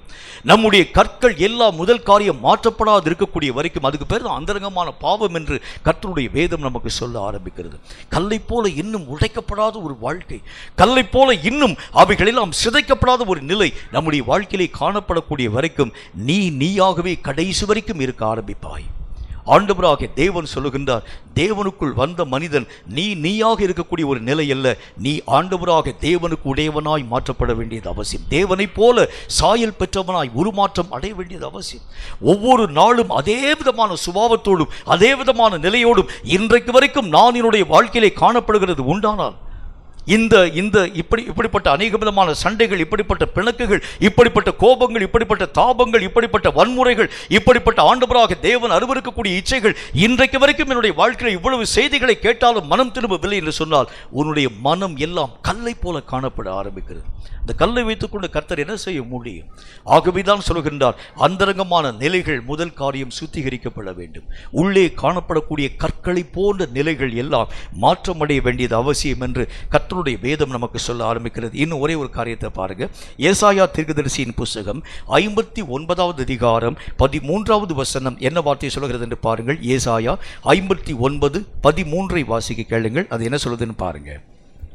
கர்த்தருக்கு விரோதமாய் துரோகம் பண்ணி கர்த்தருக்கு விரோதமாய் துரோகம் பண்ணி பொய் பேசி எங்கள் தேவனை விட்டு பின்வாங்கினோம். எங்கள் தேவனை விட்டு நாங்கள் பின்வாங்கினோம். கொடுமையாகவும் கலகமாகவும் பேசினோம். கள்ள வார்த்தைகளை கர்ப்பம் தரித்து இருதயத்திலிருந்து பிறப்பிக்க பண்ணினோம். இருதயத்திலே இருந்து நாங்கள் பிறப்பிக்க பண்ணினோம். நியாயம் பின்னிட்டு அகன்றது. நீதி தூரமாய் நின்றது. சத்தியம் வீதியிலே இடறி யதார்த்தம் வந்து சேரமாட்டாமல் போகிறது. கர்த்தருடைய வேத புத்தகத்தில் என்ன போட்டு பாருங்க, கர்த்தர் எதையெல்லாம் அருவருக்கிறதோ அதெல்லாம் நம்முடைய மனசுக்குள்ள இருக்கு. எந்தெந்த காரியங்களெல்லாம் கர்த்தர் புறம்பாக்க வேண்டும் என்கின்ற அந்த நிலைகளை பற்றி பேச ஆரம்பிக்கிறாரோ அவைகள் எல்லாம் இன்னும் என்னுடைய வாழ்க்கை நிலைகளிலே காணப்படுகிறதை பார்க்கிறேன். ரட்சிக்கப்பட்ட மனிதரைப் போல வெளியரங்கமாக என்னுடைய வாழ்க்கைகள் காணப்பட ஆரம்பித்தாலும் இன்னும் என்னுடைய அந்தரங்கமான நிலைகளை ஆராய்ந்து பார்க்கக்கூடிய நிலைகளை பார்க்கிறது உண்டானால் என்னை அறியாமல் தேவனுக்கு விரோதமான அநேகம் துரோகங்கள், கலகங்கள், கோபங்கள், வன்மங்கள் எல்லாம் உள்ளே மறைந்திருக்கிறதை பார்க்கிறேன். திரும்ப அந்த வசனத்தை வாசிங்க, 59:13. கர்த்தருக்கு விரோதமாய் துரோகம் பண்ணக்கூடிய நிலை, பொய் பேசக்கூடிய நிலை. எங்கள் தேவனை விட்டு பின்வாங்கினோம். எங்கள் தேவனாகிய கர்த்தரை விட்டு நாங்கள் பின்வாங்கினோம். கொடுமையாகவும் கலகமாகவும் நாங்கள் பேசினோம். எப்படி சொல்றாரு பாருங்க, எல்லா இடங்களிலும் கர்த்தராகிய தேவனுக்கு விரோதமான காரியங்களை செயல்படுத்தக்கூடிய நிலை, இன்னும் என்னுடைய மனம் ஆரோக்கியமாக்கப்படாது இருக்கக்கூடிய ஒரு சூழ்நிலை. அதே விதமான பழைய காரியங்கள், பழைய பழிவாங்கக்கூடிய நிலை, பழைய கோபதாங்கள், அதாவது அநேக விதமான கோபதாபங்கள், ஆண்டவராகிய தேவன் அருவருக்கக்கூடிய அநேக விதமான தேவனுக்கு விரோதமான நிலைகள் இன்னும் என்னுடைய வாழ்க்கையிலே சுத்திகரிக்கப்படக்கூடிய நிலைகள் காணப்படலை. ஆனால் வெளியே பார்த்தா நல்ல அந்நிய பாஷை பேசுகிறேன், தீர்க்க தரிசனம் சொல்கிறேன், கர்த்தர் தரிசனங்களை காண்பிக்கிறார், சொப்பனங்களை காண்பிக்கிறார் சொல்கிறேன். ஆனால் உள்ளத்தின் ஆழத்திலே இத்தனை விதமான காரியங்கள், இவைகள் எல்லாம் அந்தரங்கமான பாவம் என்று கர்த்தர் நமக்கு சொல்ல ஆரம்பிக்கின்றார். நம்முடைய வாழ்க்கையிலே முதல் காரியம், வெளியரங்கமாக நீ செய்யக்கூடிய விஷயங்களை பற்றி கர்த்தர் உன்னையும் என்னையும் நியாயம் விசாரிக்க போகிறதில்லை. ஆண்டவருடைய வசனம் சொல்கிறதை போல ரோமர் 2:16 கர்த்தர் பேசக்கூடிய வார்த்தையின்படி ஒவ்வொரு மனுஷனுடைய அந்தரங்கங்களை குறித்தே கர்த்தர் நியாய விசாரிப்பிலே கொண்டு வந்து நிறுத்தப் போகிறேன் என்று சொல்லுகின்றார். நீ வெளியரங்கமாக எப்படிப்பட்ட வாழ்க்கை வாழக்கூடிய ஒரு மனிதனாய் காணப்பட ஆரம்பிக்கலாம்.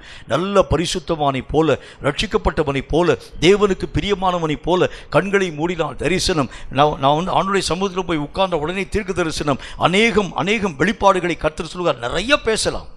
ஆனால் உள்ளம் இன்னும் சுத்திகரிக்கப்படாத நிலைகளில் இருக்கிறது உண்டானால் நீ கர்த்தராகிய தேவனுக்கு விரோதமானவன், அந்நியமானவன் என்கிறதை நீயும் நானும் கண்டுகொள்ள வேண்டியது அவசியம். என் இருதயத்திலே அந்தரங்கமான பாவங்கள் நிவர்த்தியாக்கப்பட வேண்டும். அந்தரங்க சுத்திகரிப்பு என் வாழ்க்கையிலே வர வேண்டியது அவசியம். தேவன் விரும்பாததை நானும் விரும்பாமல், தேவன் விரும்புகிறதை நான் ஏற்றுக்கொள்ளக்கூடிய மனம் பெற்றவனாய் மாற்றமடைய துவங்க ஆரம்பித்தால் மட்டும்தான் இந்த கடைசி காலத்திலே தேவனுக்கு பிரியமான வாழ்க்கை வாழக்கூடிய ஒரு மனிதனாய், கடைசி கால எழுப்புதலிலே பங்கு பெறக்கூடிய மக்களாய் நீங்களும் நானும் மாற்றப்பட முடியும் என்கிறதில் சந்தேகம் ஒன்றுமே இல்லை. தலைகளை தாழ்த்தி கண்களை மூடி கர்த்தரை நோக்கி நாம் ஜெபம் செய்ய போகின்றோம். கர்த்தர் பேசின இந்த வார்த்தையின் அடிப்படையில் நம்முடைய இருதயத்தின் நிலைகள் எல்லாவற்றையும் சற்று ஒரு முறை ஆராய்ந்து பார்க்கலாம். அவர் சொன்னார், அந்தரங்கமான பாவங்கள் நம் வாழ்க்கையிலே காணப்படுகிறது உண்டானால் நிச்சயமாகவே தேவனுடைய ராஜ்யத்தின் மகிமைகளை நாம் இழந்து போய்விடுவோம். எது அந்தரங்கமான பாவம்? தேவனால் பிறப்பிக்கப்படாதவைகள் எல்லாம் அந்தரங்கமான பாவங்களை தோற்றுவிக்கக்கூடிய வலிமை பெற்றவை.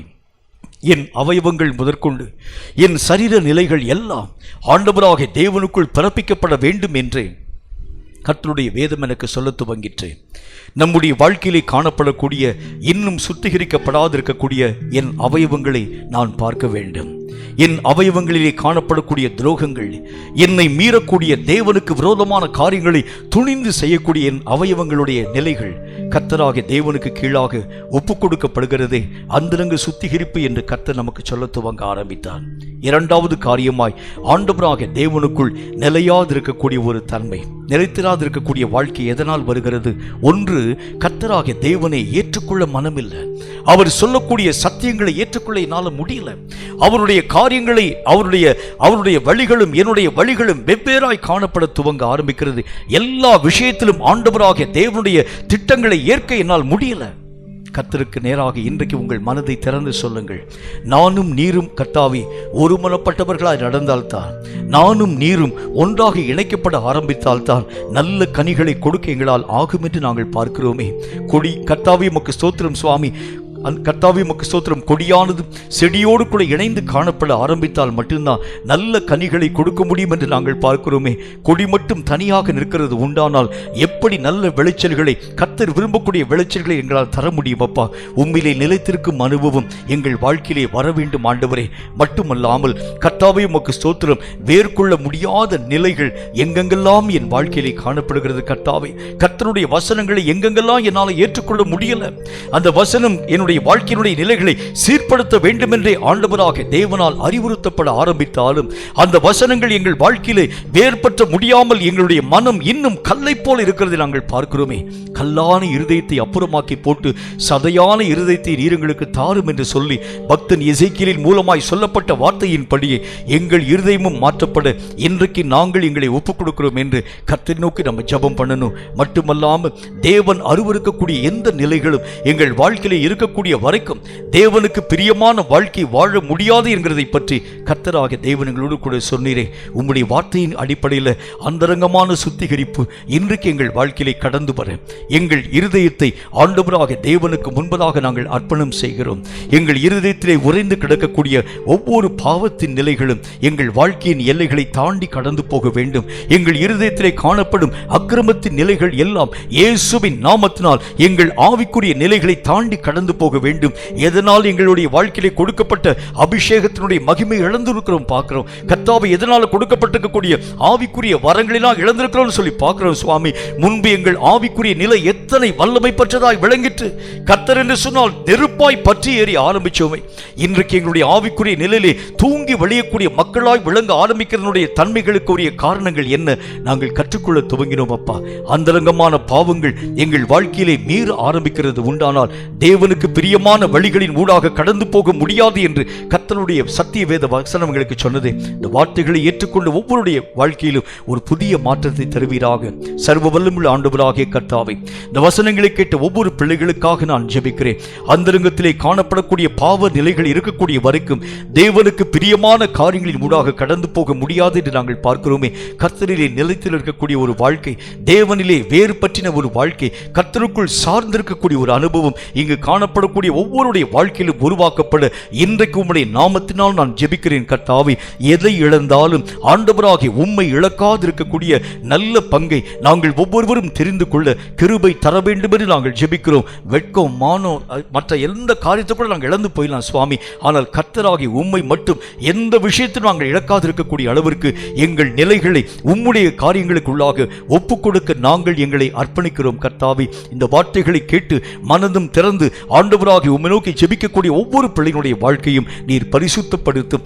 தேவனுக்கு உகந்த பலிகளாக நீர் அவர்கள் ஒவ்வொருவரையும் உருவாக்கி தந்து தேவன் விரும்புகிறதை அவர்கள் விரும்பவும் தேவன் வெறுக்கிறதை அவர்கள் அருவருக்கவும் தக்கதான ஏக மனதை ஏக சிந்தையை தந்து ஆசீர்வதிக்க வேண்டும் என்று நான் ஜெபிக்கிறேன். கற்றுக்கொண்டு இந்த வசனங்களிலே நிலைத்து நிற்க ஏற்ற கிருபைகளை தர வேண்டும் என்று இயேசு கிறிஸ்துவின் நாமத்தினால் வேண்டிக் கொள்கிறோம் எங்கள் பரிசுத்தமுள்ள நல்ல பிதாவே. ஆமேன், ஆமேன். கர்த்தருடைய ஆசீர்வாதத்தை ஆமேன் என்று சொல்லி நாம் பெற்றுக்கொள்வோம். கர்த்தர் உன்னை ஆசீர்வதித்து உன்னை காக்க கடவர். ஆமென். கர்த்தர் தம்முடைய முகத்தை உன்மேல் பிரகாசிக்க பண்ணி உன்மேல் கிருபையாய் இருக்க கடவர். ஆமென். கர்த்தர் தம்முடைய முகத்தை உன்மேல் பிரசன்னமாக்கி உனக்கு சமாதானம் கட்டளையிட கடவர். ஆமென். என் ஆத்துமாவை கர்த்தரை ஸ்தோத்திரி, என் முழு உள்ளமென்னுடைய பரிசுத்த நாமத்தை ஸ்தோத்திரி. என் ஆத்துமாவை கர்த்தரை ஸ்தோத்திரி, கர்த்தர் செய்த சகல உபகாரங்களையும் மறவாதே. ஆமேன், ஆமேன்.